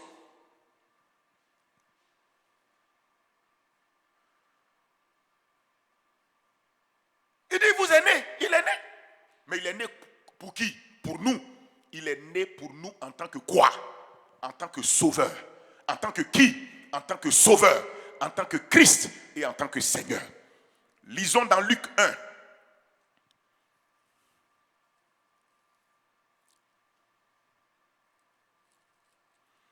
Luc chapitre 1. Verset 30. Bon, on a déjà lu, je crois que c'est 30 à 33, où on a dit ce qu'on vient de lire tout à l'heure. Voilà. On a dit qu'il sera appelé fils de Dieu, ainsi de suite, et tu lui donneras le nom de Jésus. Donc, ce n'est pas la peine, ok? On a déjà lu ça. Vous retenez ça. Dans Matthieu chapitre 1, verset 19 à 23. Je vais vous montrer là-bas pour confirmer ce qu'on a dit. Matthieu chapitre 1, verset... Voilà, verset 20. Prenons le verset 20. On dit comme Joseph pensait. Il y pensait, il voulait rompre Marie. Il dit comme Joseph y pensait, voici un ange du Seigneur lui apparut en songe et dit, Joseph, fils de David, ne crains pas de prendre avec toi Marie, ta femme, car l'enfant qu'elle a conçu vient du Saint-Esprit. Et elle enfantera un fils et tu lui donneras le nom de Jésus. Donc ce que l'ange a dit à Marie, l'ange a dit la même chose à Jésus, plutôt à Joseph. Et regardez, ce qui m'importe ici, il dit c'est lui qui sauvera son peuple de ses péchés. Donc on te montre ici que Jésus qui est né là, déjà l'ange l'a présenté comme le sauveur. À Joseph, l'ange a dit il va sauver le peuple de ses péchés.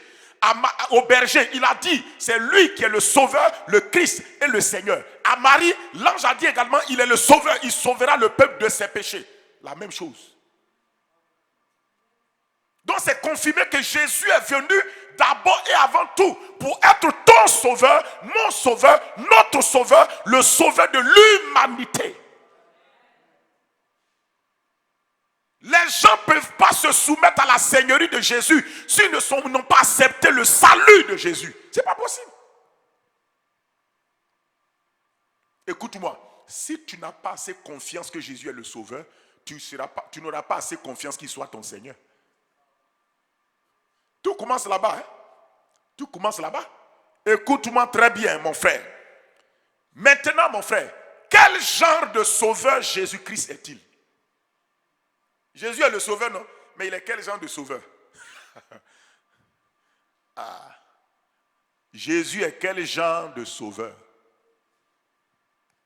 Allons-y, lisons. Dans Luc chapitre 1. Luc chapitre 1. Quel genre de sauveur Jésus est-il? Verset 67. Luc 1, verset 67.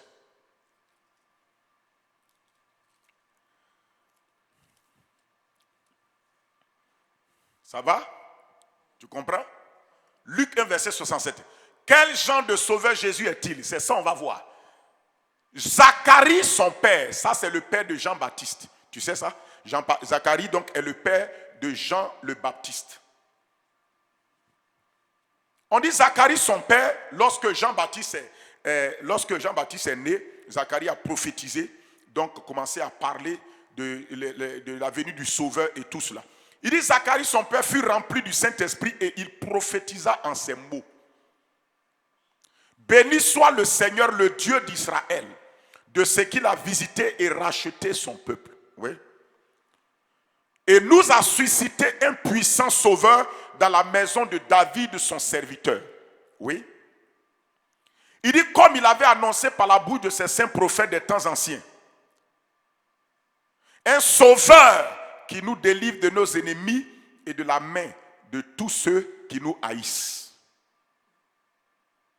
C'est ainsi qu'il manifeste sa miséricorde envers nos pères et se souvient de sa sainte alliance.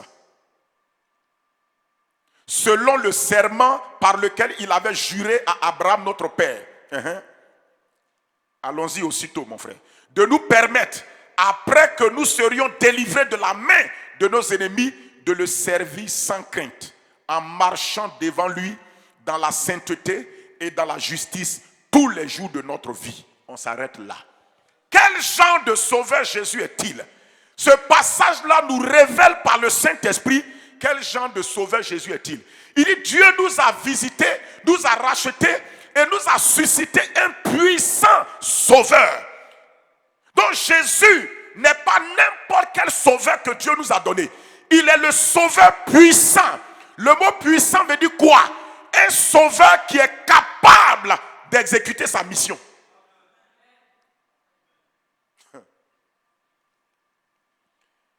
Le mot puissant veut dire quelqu'un qui est capable d'exécuter sa mission, de produire ce pourquoi il a été envoyé. Le mot puissant signifie encore quoi? Le mot puissant signifie suffisant. Jésus est le sauveur suffisant. Cela veut dire quoi, mon frère? Qu'en dehors de lui, tu n'as pas besoin de quelqu'un d'autre. Écoute-moi s'il te plaît. Est-ce que vraiment Jésus est le sauveur de ta vie? Est-ce qu'à dehors de lui, tu n'as pas quelqu'un d'autre qui t'aide? Tu ne cherches pas de l'aide quelque part. Tu dis que Jésus est ton sauveur. Il faut écouter ce qu'il te dit. Ça veut dire que Jésus est le puissant sauveur. Cela veut dire simplement que Jésus est le sauveur capable de produire ce pourquoi il a été envoyé. Deuxièmement, cela veut dire que Jésus est le sauveur suffisant. C'est dans cette mentalité que Papa Dieu a parlé à Abraham. Pour dire Abraham, je suis le Dieu tout-puissant. Alors, si je suis le Dieu tout-puissant, cela veut dire tout suffisant. Alors, ne va plus à gauche ni à droite pour chercher de l'aide ailleurs. Sois fixé sur moi. C'est ce que Dieu dit ici. Jésus est venu comme son Père pour dire, je suis le sauveur puissant, suffisant pour vous. Et que si vous m'avez comme sauveur, vous n'avez pas besoin d'aller à gauche et à droite cherchant de l'aide et vous ridiculiser. Vous dites que Jésus est votre sauveur. Tu es sûr que tu as accepté ça? Tu es sûr que Jésus est le sauveur suffisant pour toi? Hein?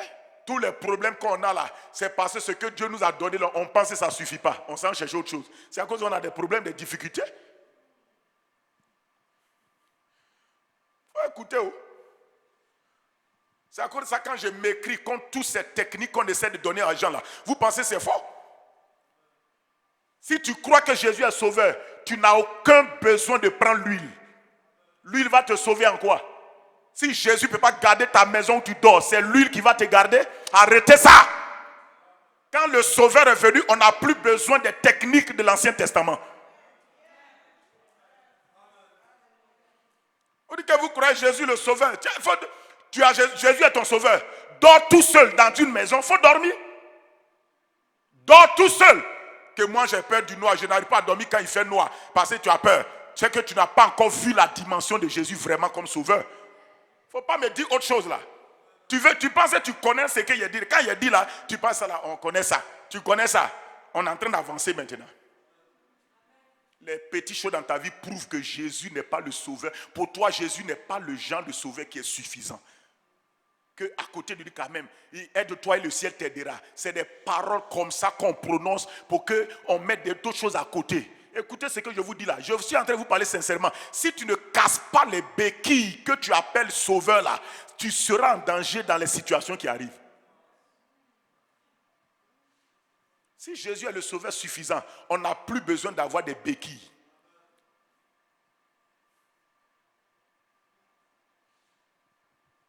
Jésus est puissant, ça ne ment pas, il est puissant. Si Constant dit, il n'y a pas de problème, il t'attend. Quand ça va, je vais venir. Voici le puissant, ça ne ment pas. Jésus est sauveur, ce n'est pas chanson d'abord. C'est la vérité. Il est le sauveur puissant, capable de produire la mission pour laquelle on lui a dit de venir être sauveur. Ouh. Pakandoro Sokoto Mahanda. Il est le sauveur suffisant. Écoutez-moi, je veux cette foi en lui qui m'amène à le voir lui seul comme le sauveur suffisant. Et cela veut dire que quoi? Quand on dit Jésus est le sauveur suffisant, cela veut dire que s'il ne vient pas t'aider, personne ne t'aidera. C'est ce que ça veut dire. Est-ce que tu as cette foi-là pour dire Jésus, si tu ne rentres pas en action, personne ne pourra m'aider? C'est ça suffisant. Est-ce que ta foi au niveau pour dire Jésus, si tu n'interviens pas, on n'a personne? Très souvent, notre foi est dans les instruments que Dieu utilise pour nous aider. Mais c'est pourquoi la Bible nous dit quoi? La Bible nous dit de courir dans la carrière qui nous est ouverte. En ayant quoi? Les regards fixés sur qui? Jésus. Fixés sur qui? Jésus. Pourquoi on a utilisé le mot les regards sur Jésus? Pourquoi on a dit les regards sur? Pourquoi on a dit les regards sur? Quand on dit les regards sur, ça veut dire qu'il faut fixer ça. Pourquoi? Parce que c'est lui seul. Tu ne peux plus regarder ailleurs une fois que tu dis qu'il est ton sauveur.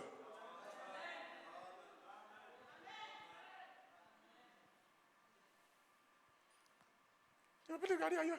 Pour te délivrer du pouvoir du péché qui te fatigue, les tentations qui te fatiguent, le péché là, il y a une seule personne, c'est Jésus. Si Jésus ne te libère pas du péché, même tu n'as qu'à dormir au nord, dormir à gauche, tu n'as qu'à fermer tes yeux avec chose, tu pécheras. C'est Jésus seul, quand il est dans ton cœur, tu peux regarder le péché. Et puis ça ne te domine pas. C'est Jésus le sauveur qui fait ça. Quand Jésus est ton sauveur, aide-toi et le ciel t'aidera, n'hésite pas. Si tu pouvais t'aider, Dieu n'allait pas envoyer quelqu'un. Donc il faut arrêter ces phrases religieuses, satanico-démoniaques qu'on allait prendre quelque part et on prononce ça, on pense ça dans la Bible. Et il y a des gens qui disent non, je connais un verset là, on dit que c'est quel verset? Il dit aide-toi et le ciel t'aidera. Ça y est où? Il ne connaît même pas. Il faut arrêter d'inventer la parole de Dieu. Tu n'as jamais lu la Bible, il faut te taire. Écoute ceux qui écoutent, qui ont prêché la parole, ceux qui lisent la Bible, qui prêchent. Nous sommes dans un temps où les gens qui n'ont jamais lu la parole de Dieu, c'est eux qui veulent défendre la parole de Dieu. Ça c'est quoi ça?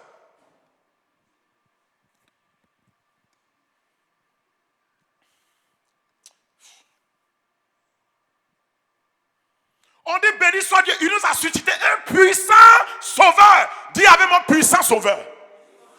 Il dit ce sauveur est tellement puissant qu'il nous délivre de la main de nos ennemis et de la main de ceux qui nous... Jésus est capable de t'arracher de la main de ton pire ennemi et de la main de ceux qui te... Il n'a pas peur de ceux qui te haïssent, de tes ennemis. Il n'a pas peur de leurs mains. Jésus n'a pas peur. Il est capable. Il y a plein de témoignages. Il y a des gens qui se sont apprêtés pour dire ils vont faire du mal à tel chrétien qui va à l'église toujours et qui passe le soir là pour aller chez eux. Ils se sont assis sur un arbre. Il dit quand ils vont arriver les bandits, il dit ils vont descendre l'attraper. Au moment où le gars est en train de marcher, il voit quelqu'un de géant qui marche avec le chrétien là. Et ils sont arrivés là, quand le gars est arrivé, ils étaient tous paralysés. Ils ne savent pas comment ils vont faire. C'est ça Jésus le sauveur. Écoutez, on ne croit plus en Jésus. Je vous dis, il faut vérifier ton cœur pendant qu'il parle. Est-ce que tu crois vraiment qu'il est le sauveur? On dit qu'il est le puissant sauveur.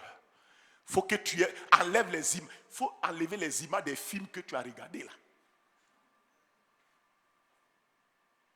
Les films, on te montre que Jésus a essayé, mais il n'a pas pu là. Il faut enlever ça dans ta tête.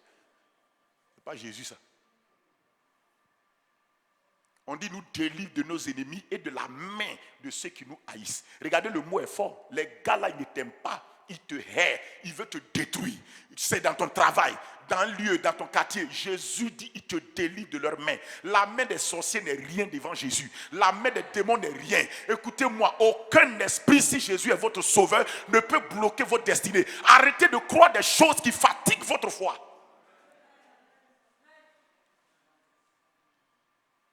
C'est qui tu as accepté? Quel genre de sauveur Jésus est-il? C'est de ça qu'on est en train de parler. On dit le sauveur, il est tellement puissant que non seulement il va te délivrer de tes ennemis, mais il va te permettre après t'avoir délivré. Ça veut dire que la délivrance ne va pas être éternelle. Quand on dit après t'avoir délivré, cela veut dire que la délivrance là, ce n'est pas quelque chose d'interminable. Jésus finit ça rapidement et puis te fait passer un autre truc supérieur là. La chose supérieure là, c'est qu'après t'avoir délivré, il te permet de le servir sans crainte. Sans crainte, tous les jours de ta vie, dans la justice, dans la sainteté. Il y a deux types de délivrance ici. Que Jésus le Sauveur nous délivre. Il nous délivre du pouvoir de nos ennemis. C'est ça on dit, la main de tes ennemis et de ceux qui te haïssent. Mais il nous délivre encore de la crainte de nos ennemis. Le pouvoir est extérieur. La crainte de nos ennemis est en nous. Jésus te délivre des deux choses. Voici les deux choses que Jésus enlève de toi. Il t'enlève quoi? Il est tellement puissant qu'il te brise le pouvoir de tes ennemis et puis il enlève la peur de tes ennemis. C'est quand cette peur de tes ennemis est partie que tu vas au village tranquille. Que tu vas même visiter la cage du monsieur qu'on dit c'est sorcier là, tranquille. Tu vois? Ton amène là est fragile. Quand les gens, et aujourd'hui on remarque que beaucoup de chrétiens sont délivrés du pouvoir de leurs ennemis, mais ils ont toujours peur de leurs ennemis. C'est ça qui fatigue les chrétiens. Ou bien, non, soyons honnêtes à nos cœurs. Ce soir-là, c'est nos cœurs.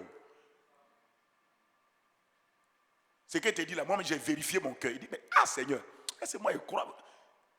Écoutez, moi avant, il y avait peur de mes ennemis. On m'a dit Jésus est puissant, tout ça. J'ai été libéré, le pouvoir de l'ennemi est brisé. Mais j'avais peur de mes ennemis. Je croyais que si je suis assis seul dans le noir ou bien les ennemis là. C'est la peur des ennemis qui fait que tu vas prier 2 heures de temps pour combattre les sorciers avant de dormir. C'est la peur de tes ennemis. Il ne faut pas me dire autre chose. Ce n'est pas la foi, c'est la peur.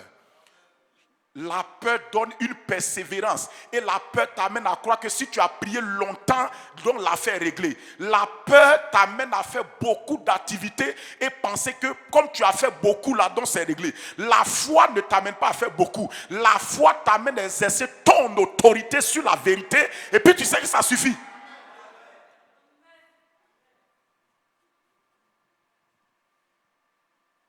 Je brise. Démons. Les démons là sont allés loin depuis 5-10 minutes quand tu as pris. Ils sont allés loin. Mais tu as été chassé. Je chasse. Je t'amène loin.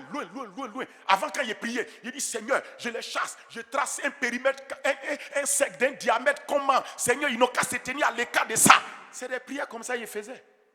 Tu penses à ce que tu dis là, je n'ai pas fait ce que tu fais. Je suis passé là-bas. J'avais peur comme ça. Je savais que Jésus m'a délivré des sorciers. Mais la peur de mes ennemis, écoutez, c'est la peur de nos ennemis qui fait qu'on est toujours sous leur contrôle. C'est ça qui amène les rêves bizarres là. Écoute-moi, tout esprit dont tu as peur avant de dormir, tu vas voir ça dans ton rêve. On dirait délivrance en train de se faire. C'est ça qui est dans le cœur des gens. Ils ne veulent pas dire. Écoutez-moi. J'avais peur.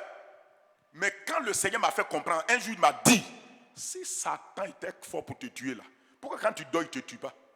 Pourquoi quand tu es dehors, couché ou tu rentres, tu es calme, tu n'es au courant de rien, pourquoi le gars ne te tue pas? Donc Dieu a commencé à m'enseigner. Parce que ce qui enlève la peur de tes ennemis, c'est la révélation de qui est Jésus qui enlève la peur. L'onction brise le pouvoir de tes ennemis, mais la révélation de qui est Jésus enlève la peur de tes ennemis, de ton cœur. Parce que la peur là, est venue en toi à cause d'une information de tes ennemis qui est rentrée en toi. Donc il faut une autre information supérieure qui enlève ça.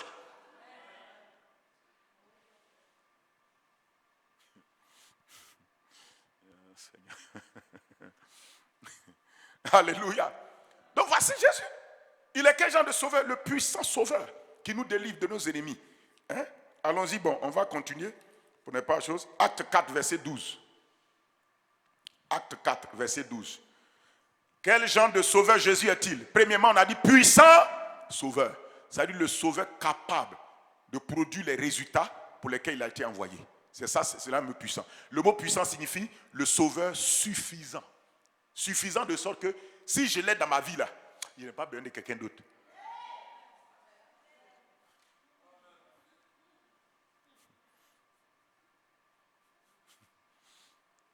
Ça là c'est dur la chose. Tu vois que nous tous nous tous par rapport à ça là, nous tous on a pris d'autres routes. Acte 4, verset 12. Quel genre de sauveur Jésus est-il, ma soeur? Je ne te parle de Jésus. Je ne te parle pas d'un bishop. Je ne te parle pas d'un pasteur. Je ne te parle pas d'un apôtre. Je te parle de Jésus. Quel genre de Jésus et de sauveur Jésus-Christ est-il? Écoute-moi. On dit il n'y a de salut en aucun autre. Car il n'y a sous le ciel aucun autre nom qui a été donné parmi les hommes par lequel nous devions être sauvés. Quel genre de sauveur Jésus est-il ici? Que la parole nous dit. La parole nous dit qu'il n'y a de salut en aucun autre. Cela veut dire que Jésus est le sauveur unique que Dieu nous a donné. Le Saint-Esprit n'est pas le sauveur. C'est Jésus le sauveur. Le Saint-Esprit est l'esprit du sauveur. Jésus est le sauveur unique. Quand il dit il n'y a de salut en aucun autre, cela veut dire que Jésus seul est le sauveur que Dieu a envoyé et qu'il n'y a pas quelqu'un d'autre. Donc si quelqu'un d'autre dit que lui, Jésus lui a parlé, que lui, il est le sauveur, il faut prier maintenant en son nom. C'est du fétichisme. Un homme de Dieu qui dit de prier en lui son nom, c'est du fétichisme. Au nom du Dieu que le bishop au chaussée, ça ne marchera pas. On t'a dit au nom de Jésus seulement. On dit passer sous le ciel, il n'y a aucun autre nom. Donc vous n'avez pas le droit de fabriquer un autre nom. On dit tu lui donneras le nom de Jésus. Tu n'as pas besoin de prendre mon nom, prier. Mon nom ne fera rien dans ta vie. Il ne faut pas me tuer avant mon temps. Moi aussi j'ai envie de vivre. Ha! Au nom du Dieu des temps, on donne les photos. On donne photos de choix. On donne quoi? C'est tout ça qui a amené ces fabrications-là. On fait toutes sortes de choses, des porte-clés. On met le visage de l'homme de Dieu dessus. On fait des choses, photos de l'homme de Dieu. On colle au chevet du lit. Tout ça là, c'est des pratiques fétichistes. Je n'ai pas peur de le dire. C'est la vérité. Si tu veux, viens en débattre. C'est la parole de Dieu, on prend. C'est des pratiques fétichistes. Des choses. Pourquoi tu mets ça au chevet de ton lit? Dis-moi, pourquoi tu mets au chevet de ton lit? Dis-moi la vraie raison là. Il faut être honnête avec toi. Ce qui te motive à mettre au chevet de ton lit là. Pourquoi? Tu crois que l'onction là, quand tu vas mettre l'onction qui est sur l'homme de Dieu va sortir pour chose. Tu ne connais même pas qui est Jésus. L'onction de Jésus est supérieure à ce que l'homme de Dieu chose. Une photo qui va te sauver. Pendant que Jésus est en toi, une photo est là et Jésus est en toi. Tu choisis une photo et tu dis que tu crois que Jésus est le sauveur.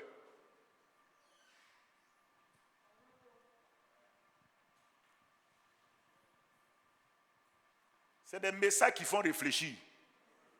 Ce n'est pas des messages gandagoïsme. Non, personne n'est gandago ici. Il dit, il n'y a de salut en aucun autre. Et comme il n'y a de salut en aucun autre, c'est pourquoi tu ne dois pas appeler un autre nom que le nom de celui dans qui il y a le salut. C'est pourquoi il dit, il n'y a sous le ciel aucun autre nom qui a été donné parmi les hommes. Dieu a vu le nom des hommes, mais il y a un seul nom qu'il a mis parmi les hommes. Que quand tu as besoin de salut, on va le voir, tu peux appeler ce nom-là, ça va marcher.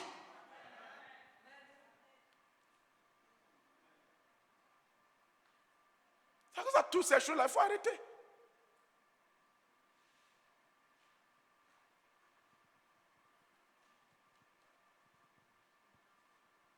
Et c'est ça souvent qui me frustre. Parce que quand je regarde certaines choses, je dis, mais Seigneur, on est trop allé loin. On est allé loin, ça rend compte. Hein? Et c'est ce qui fait que la foi pure, la foi simple, écoutez-moi, si vous voulez que votre foi soit simple, écoutez ce que je vous dis ce soir-là. Votre foi sera simple. Vous allez dormir tranquille. Vous dites, Seigneur Jésus, tu es mon sauveur. Cette nuit-là, je vais dormir. Garde-moi dans mon sommeil. Au nom de Jésus, dors. C'est fini. Tu l'as appelé, il faut dormir. Dors. Il ne faut même pas aller prendre la Bible, mettre sous ton oreiller pour dire je vais dormir. Pour que ça. Il faut arrêter ça. C'est du fétichisme déguisé. Laisse ça, ça ne t'aidera pas. La Bible papier là, ça ne t'aide pas. C'est la Bible qui rentre dans ton cœur, que tu crois là. Et puis tu confères dans ta bouche là. C'est ça qui marche. Laisse Bible là. Il y a des gens, ils ont 2 Bibles. Un sous l'autre oreille, il n'y a personne là, ils ont mis l'autre sur, et puis donc, ça ne te sauvera pas, rien du tout. Parce que la Bible n'est pas un livre magique. C'est un livre spirituel, mais pas magique. Et comme c'est spirituel, c'est ta foi seule dans les Écritures qui fait que ça marche. Oh God. Alléluia. Ou bien, je veux que vous laissiez tomber les béquilles là. Puis 2 pieds que Dieu t'a donné là, marche avec. Ou bien, regardez, quelqu'un qui est à pied normalement et puis veut prendre béquille pour marcher, c'est plus compliqué pour lui. C'est celui qui a ses pieds, qui a eu un accident, qui a le droit de prendre béquille. Beaucoup de gens ont leur foi accidentée. C'est pourquoi les gens sont obligés de leur donner des béquilles pour qu'ils se débrouillent. Non, si vous payez l'eau là dimanche, les bouteilles d'eau dimanche, vous buvez toute la semaine, ça va vous sauver. Mensonge. Ziri. Ça ne donne rien. Mais comme ta foi ne marche pas, c'est pourquoi on te propose béquille et puis tu prends. Mais la Bible que Dieu t'a déjà donné la foi, tu ne veux pas utiliser. Tu veux prendre béquille marcher. C'est pourquoi c'est compliqué pour toi. Il n'y a de salut. Regardez ce verset, il est trop puissant. Il dit, il n'y a de salut en aucun autre. Cela veut dire que je ne dois pas chercher le salut là dans quelqu'un d'autre. Si j'ai besoin de salut, j'ai une référence. Dieu me dit, il y a une référence en matière de salut. C'est Jésus-Christ. Et comme c'est lui, c'est son nom que je dois appeler. Amen. Quel genre de sauveur Jésus est-il? Allons-y, il y a encore une autre chose. Hébreux 7. Hébreux 7, verset 22. Hébreux 7, verset 22.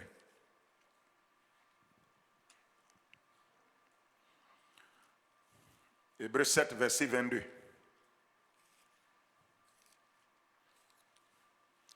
Écoutez-moi, il dit, regarde ce qu'il dit. Il dit, Jésus est par cela même le garant d'une d'une alliance plus excellente. Où est la suite? De plus, il y a eu des sacrificateurs en grand nombre parce que la mort les empêchait d'être permanents.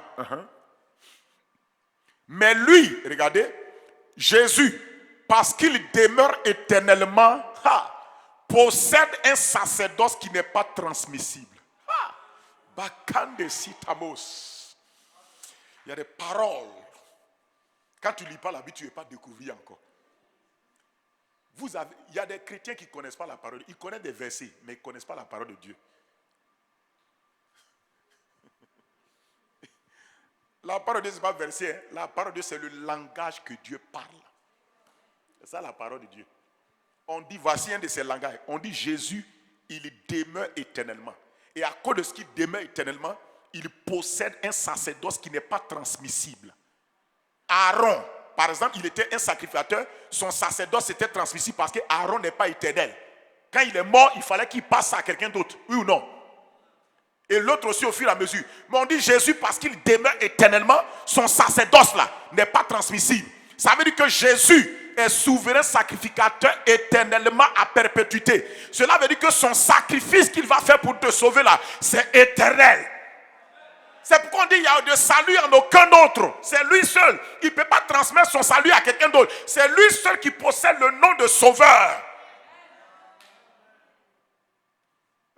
Même s'il met ça sur tes épaules, tu ne peux pas. Pierre dit, Seigneur, moi je vais aller à toi, on va sauver les gens ensemble. Il dit, tu ne peux pas venir où je m'en vais là. Je suis tout seul. C'est pas ce qu'il a dit à Pierre. Pierre s'est entêté. Il allait régner. Ce que tu ne peux pas faire là, il ne faut pas aller faire. Nous, on n'est pas sauveurs. Je vais te montrer, nous, notre rôle. C'est lui le sauveur. On dit, lui, il possède un sacerdoce qui n'est pas transmissible. Lis, c'est que je vais te montrer quel genre de sauveur est-il. La suite.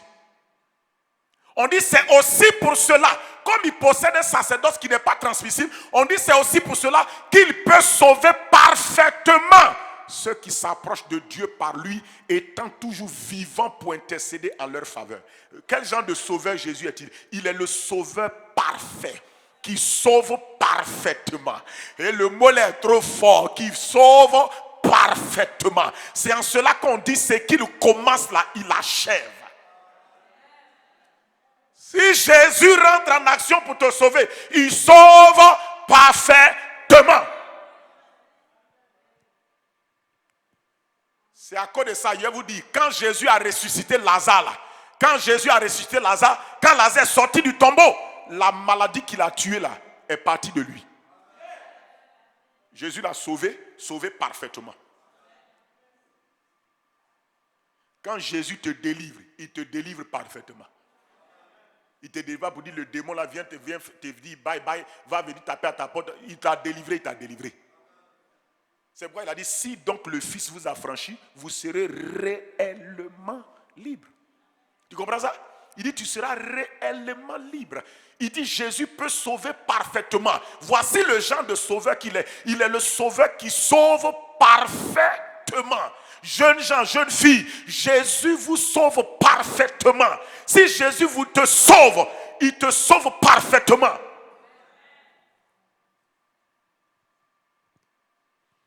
Beaucoup de gens ont peur de donner leur vie à Jésus comme sauveur parce qu'ils croient que Jésus ne peut pas les sauver parfaitement. Jésus, écoutez-moi, Jésus peut te libérer du péché qui te domine et il peut garantir tes besoins. Pour ne plus que tu ailles te compromettre avec des hommes, des femmes, coucher avec eux pour avoir l'argent. Jésus peut te garantir de ça.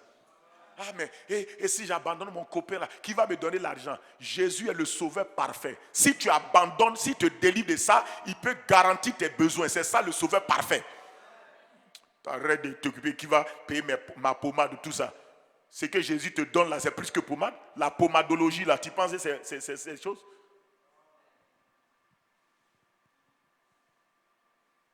Pommade, c'est trop petit ça. Laisse-le s'occuper de toi bien.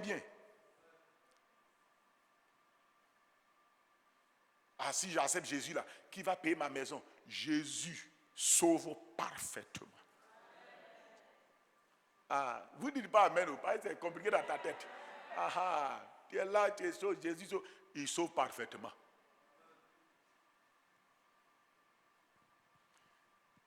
Si on s'arrête là un peu, honnêtement, vous voyez comment on est allé loin. Vous voyez comment le message là est allé loin. On a mis Jésus de côté, on a mis d'autres choses devant nous.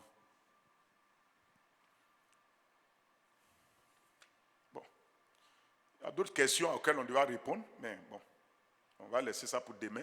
Mais je vais terminer, vous donner les choses. Maintenant, ce sauveur Jésus-là, qu'attend-il de nous? Puisque j'ai la révélation que Jésus est le sauveur. Quelle est mon attitude? Qu'est-ce que je dois faire pour que, qu'est-ce que Jésus veut voir en toi, en moi, pour que le sauveur qu'il est là soit réel pour nous? Qu'est-ce que Jésus attend de toi, mon frère, ma soeur? Écoute-moi. En face du sauveur, écoute-moi, lorsque devant la révélation de Jésus le sauveur, la seule chose que Jésus attend de nous, c'est que nous soyons des croyants en lui. C'est que nous ayons la foi en lui. Devant le sauveur, on ne te demande pas d'abord de pratiquer quelque chose, on te demande de croire. Jésus le sauveur demande la foi de chacun de nous. Il veut que nous soyons des croyants. Écoute-moi, ce qui fait que Jésus le sauveur devient réel dans ta vie et dans ma vie, c'est parce que tu crois en lui. Je crois en lui. C'est ça qui fait que ça marche. Il dit Dieu, Jean 3,16, Dieu a tant aimé le monde qu'il a donné son Fils unique. Et il dit afin que quiconque fait quoi? Croit en lui. Ne périt pas. Écoutez-moi, ce que vous devez travailler et déclencher vis-à-vis de Jésus le Sauveur pour que ça marche tout le temps dans votre vie, c'est votre foi en lui. Vous devez développer votre croire en lui là davantage.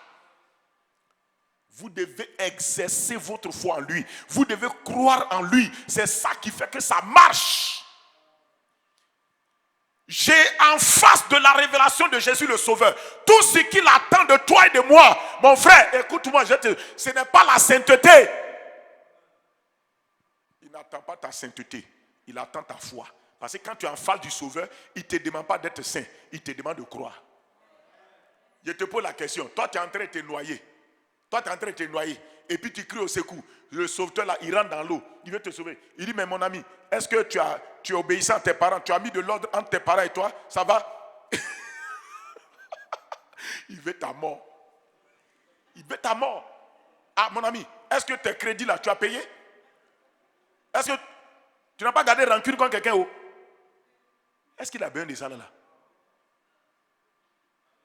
Jésus, c'est ce que te dit, tu vois. Je sais que ça te fatigue. Parce que tu n'as pas été habitué. Tu n'as pas été habitué à entendre l'enseignement là de cette manière.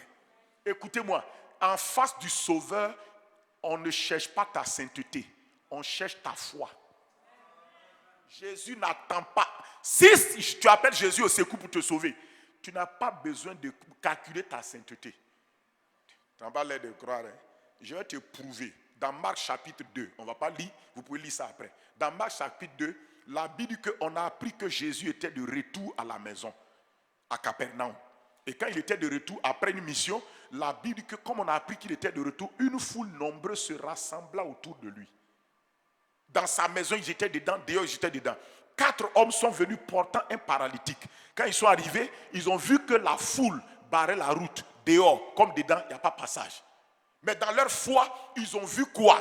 Ils ont vu la toiture, ils ont vu qu'ils peuvent passer par la toiture. Ils sont montés, ils ont arraché la toiture de la maison de Simon-Pierre et ils ont descendu Jésus, et plutôt le malade là, devant Jésus. Regardez frère et sœurs, regardez très bien la technologie de la foi en Jésus, le Sauveur, comment ça se manifeste. Cet homme là, ils ont cru, et quand ils ont descendu le malade, la Bible dit que Jésus voyait quoi? Leur foi. Et quand Jésus voyait leur foi, ils ont amené le malade. Jésus dit à ce malade-là qui était là, il a dit quoi? Tes péchés sont pardonnés. Il savait que ce sont ses péchés qui ont causé son problème. Mais Jésus n'a pas cherché d'abord sa confession de péché. Il a cherché sa foi. Vraiment, si tu peux comprendre ça là, ça va t'aider quoi. Jésus a cherché ça. Parce que le monsieur est malade.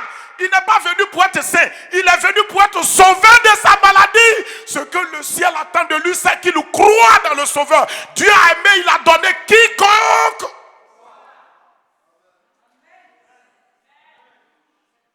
Jésus s'est cherché. Écoutez-moi. Pourquoi? Parce que quand tu es en face du Sauveur, il y a trop de choses qui... Quand tu es en face du Sauveur, parce que le Sauveur possède le système de la rédemption. Tu sais ce qui va se passer? Quand tu es en face du Sauveur, ta foi suffit. Ta foi suffit. Écoute-moi.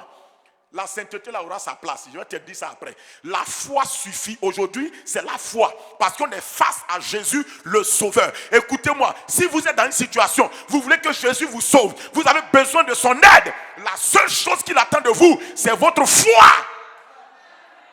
Parce que c'est la foi qui amène le Sauveur à te pardonner la cause de ton problème et en même temps à détruire le problème.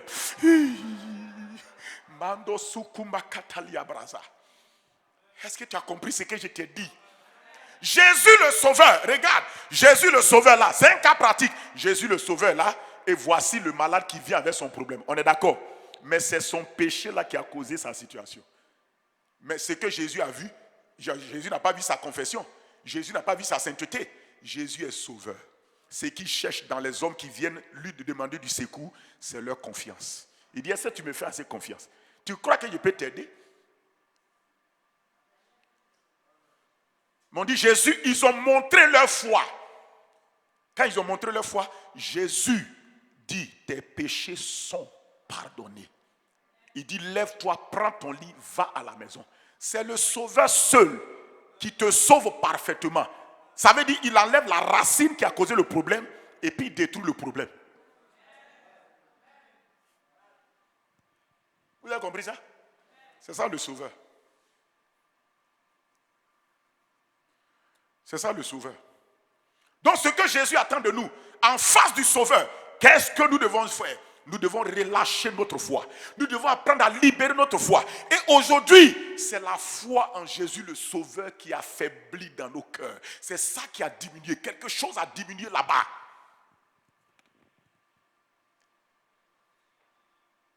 Parce que quand on a des problèmes, au lieu de crier, au lieu au lieu d'avoir confiance en Jésus pour nous aider, on a une mentalité que tant qu'on n'est pas saint, il ne peut pas nous aider. C'est du mensonge, ce n'est pas biblique.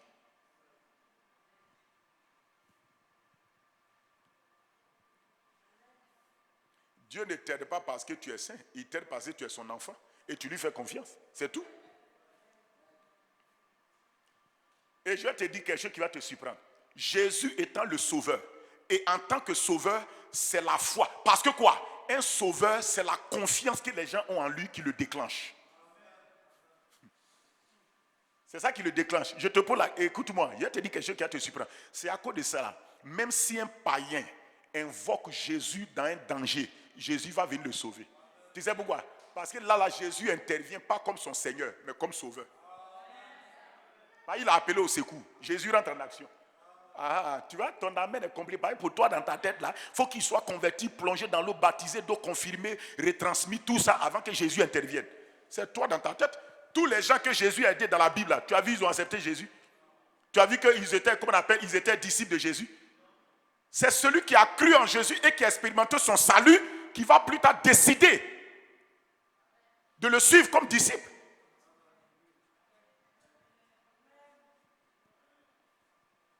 Écoute-moi. Il y a une femme en Inde.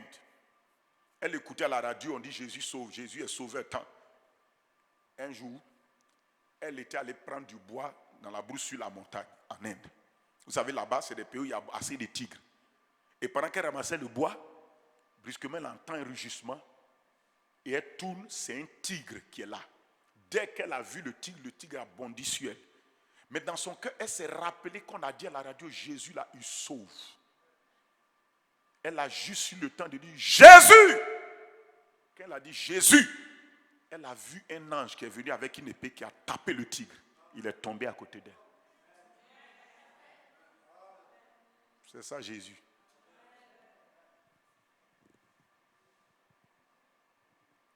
Il y a des païens même, ils ne sont pas à l'église, mais ils ont entendu que Jésus sauve.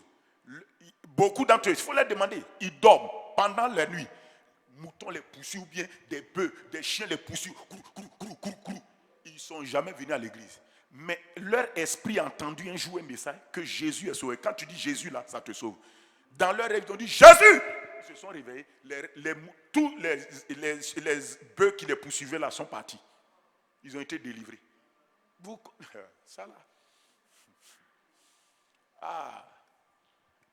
Vous pensez que la dimension sauveur de Jésus là, c'est réservé aux chrétiens seulement? Non. Jésus en tant que sauveur est venu pour le monde.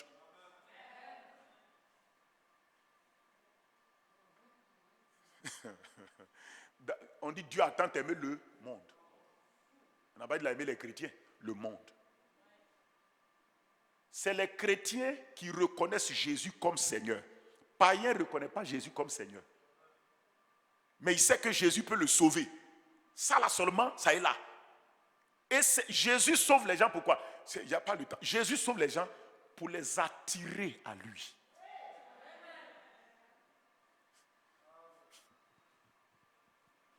Donc, comment tu dois faire? Premièrement, j'ai dit quoi? Pour que Jésus sauveur opère dans ta vie, c'est qu'il cherche en toi. Écoute-moi, quand Jésus te regarde dans tes problèmes, c'est qu'il cherche, c'est la foi en lui, ta confiance en lui. C'est ça seulement il cherche. Si toute ta confiance est fixée en lui, il va intervenir. Il va intervenir pour t'aider. Amen. Deuxièmement, ce que Jésus cherche en nous, non seulement notre foi, mais quand Jésus est ton sauveur, c'est qu'il demande. Premièrement, tu crois en lui. Deuxièmement, il veut que tu l'invoques quand tu es en danger. Invoque-le. Il dit quoi? Invoque-moi et... Pourquoi beaucoup de chrétiens disent Jésus est leur sauveur? Mais pourquoi Jésus n'intervient pas quand ils ont problème? Parce qu'ils n'invoquent pas Jésus. Ça ne marche pas comme ça. Ce n'est pas parce que Jésus est sauveur que bon, comme il est sauvé là, il y a des gens qui disent, en tout cas, sinon moi-même, je n'ai pas besoin de prier. Le Seigneur même, il connaît mes problèmes, il peut me sauver déjà. Non, ça ne marche pas comme ça. Il faut l'invoquer. S'il est ton sauveur, c'est lui que tu appelles au secours. C'est lui que tu dis, Seigneur, voici cette situation-là contre ma vie. Jésus, je t'invoque, interviens en ma faveur. Tu es mon sauveur. Interviens en ma faveur. Et la Bible dit, tu peux me sauver parfaitement. Lisons dans Romains 10. Romains 10. Romains 10. À partir du verset 10.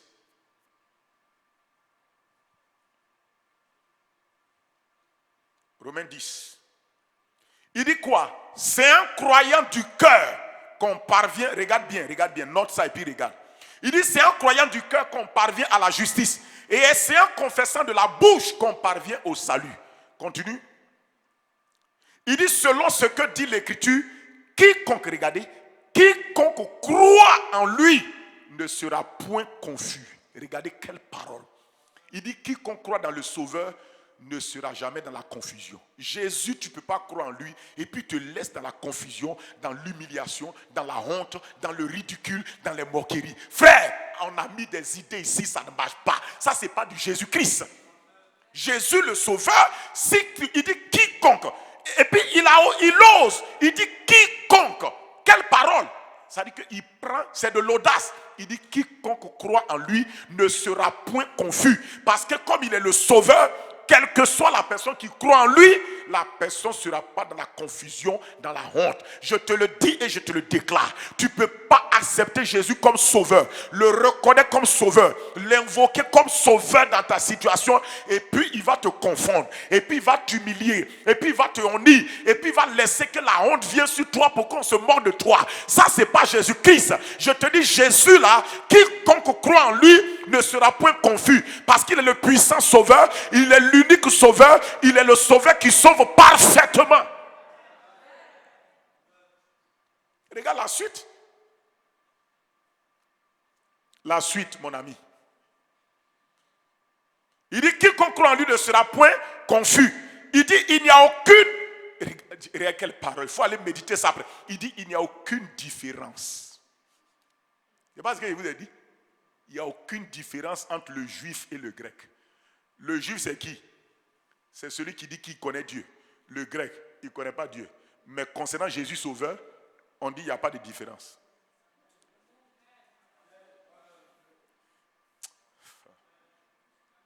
On dit qu'il n'y a pas de différence. Pourquoi? Parce qu'en face de Jésus le Sauveur, ce qui compte là, ce n'est pas la juifologie ou la grécologie. C'est la foi. Il dit quoi? Puisqu'ils ont tous un même Seigneur qui est riche pour tous ceux qui l'invoquent. Regardez maintenant la suite. Il dit car quiconque invoquera le nom du Seigneur sera quoi? Quiconque c'est qui? C'est et le juif et qui? Et le juif et qui? Et le juif et qui? Je ne t'ai pas de Jésus le Sauveur. Hein? C'est de ça. Il ne faut pas détourner mon message, aller sur Jésus est Christ, il est Seigneur. Laisse ça d'abord. C'est Jésus le Sauveur. Jésus le Sauveur, là, en face de lui, il veut la foi. Si le juif croit, il est sauvé. Si le grec la croit, il est sauvé. Il n'y a aucune différence.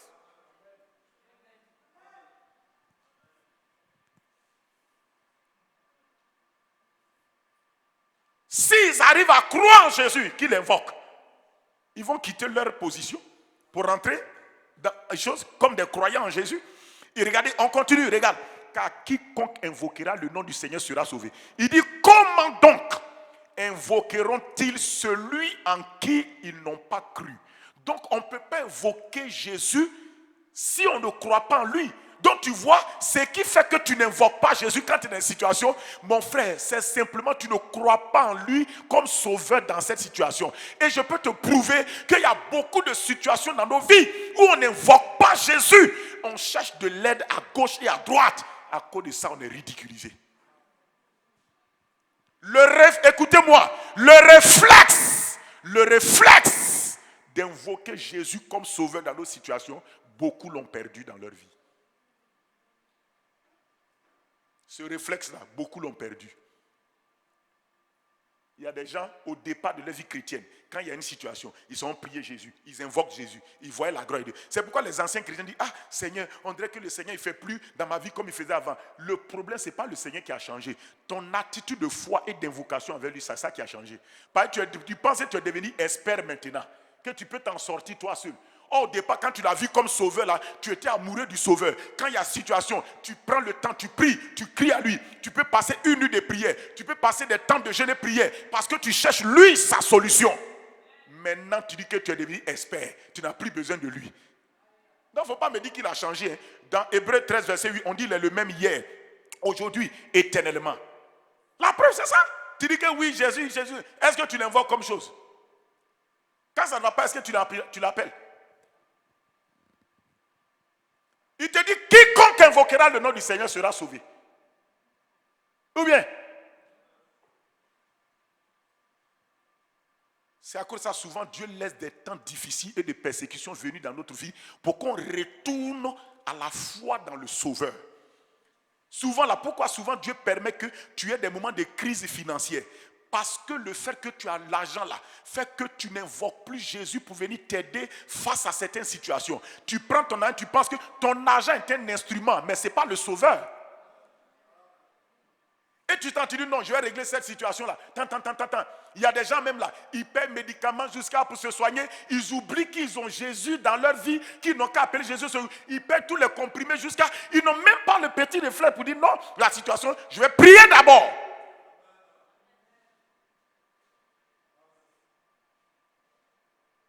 Un chrétien ne doit pas aller consoler un malade en lui disant ah, il faut prendre tes comprimés, ça va aller. Arrête ça! Arrête ça! Arrête ça. Ça, c'est le rôle du pharmacien et du médecin. Toi, ton rôle, tu vas le sauveur. Dis, mon frère, on va prier. Tu dis, esprit de maladie, quitte ce corps-là au nom de Jésus. Quand un esprit est présent dans un corps, les médicaments sont neutralisés. Ça ne marche pas. Des fausses consolations comme ça, là. On paie banane douce, on s'allait donner. Tu as donné fruit banane douce, là. Le gars n'a pas besoin de fruits banane douce. Il va manger où? Mais il a besoin du sauveur. Prends autorité sur la maladie. Réprime le mal. Commande à l'esprit de maladie. Dégage de ce corps. J'ai mandat de te chasser. Quitte ce corps. Parce qu'il a dit vous imposerez les mains aux malades. Il n'a pas dit qu'on va aller donner quelque chose à un malade.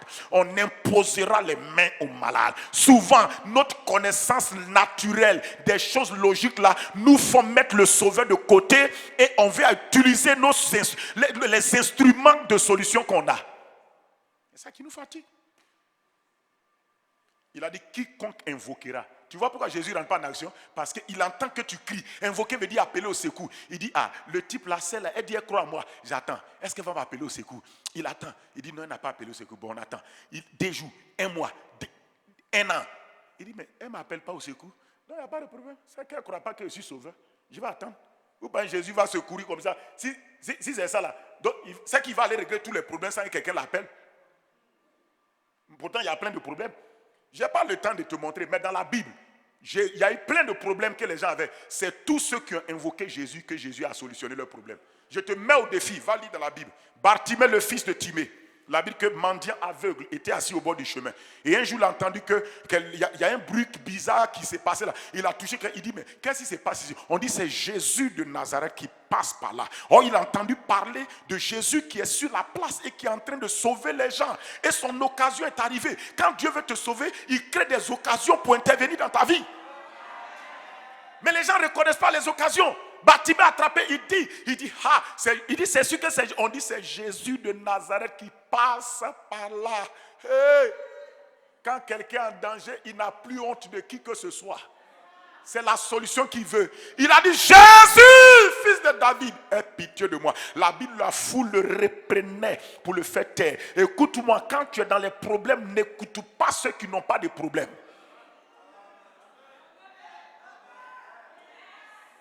Écoute ta foi et puis crie. La foi n'a pas honte parce que la foi a confiance que si j'aurai l'occasion là c'est fini pour moi. On dit Bartimée, fils de Timée, il a fait quoi? Comme il croyait, il a fait quoi? Il a invoqué. La foule dit tais-toi. Les gens qui n'ont pas de problème souvent ils sont méchants et durs envers les gens qui ont des problèmes. Les gens sont comme ça. Il n'y a pas de compassion. Tu oublies que tu es un être humain. Et tant que tu es sur la terre, un jour, ça peut arriver que la même situation, tu la traverses. Il dit, Jésus, aie pitié de moi. Quand la Bible, la foule dit, tais-toi. La Bible que Bartimée criait encore plus fort. La voix de la foi est une voix qu'on ne peut pas arrêter. Il a crié encore plus fort. Parce qu'il veut le secours du Sauveur. Et la Bible dit, quiconque invoquera. Tu es mendiant, riche, pauvre, ce n'est pas un problème. Tu es quiconque. Il dit, si tu invoques, tu seras sauvé. Il dit, Jésus, aie pitié de moi. La Bible dit, Jésus s'arrêta. Le Sauveur est comme ça. Il veut voir est-ce que tu vas l'invoquer jusqu'au bout. Ou bien tu as laissé les opinions des gens. Tu as laissé les douleurs de la maladie. Tu as laissé les pronostics du médecin t'arrêter, t'empêcher de l'invoquer. La foule, c'est les pronostics du médecin. La foule, c'est les symptômes. La foule, c'est les opinions des gens. La foule, c'est tout ça. La foule. On dit Jésus s'arrêta. Parce que la vraie foi dans le Sauveur doit être persévérante. Elle doit insister jusqu'à ce que la lueur du Sauveur apparaisse. La lampe du Sauveur apparaisse. Pour dire, il vient à ton secours. Alléluia! Il vient à ton secours. Il vient te sauver. Parce que quand il arrive, il te sauve parfaitement. Mais il faut crier jusqu'à ce qu'il vienne. C'est ce que la femme veuve là, elle allait taper à la porte du juge jusqu'à ce que le gars là, il dit, mais je suis fatigué. La foi perturbe le diable. Mais la foi fait arrêter Jésus. Jésus dit, amenez-le. On l'a amené. Il dit, que veux-tu que je fasse pour toi? Il dit, Seigneur, que je recouvre la vue. Il lui a dit quoi? Qu'il te soit fait selon ta foi.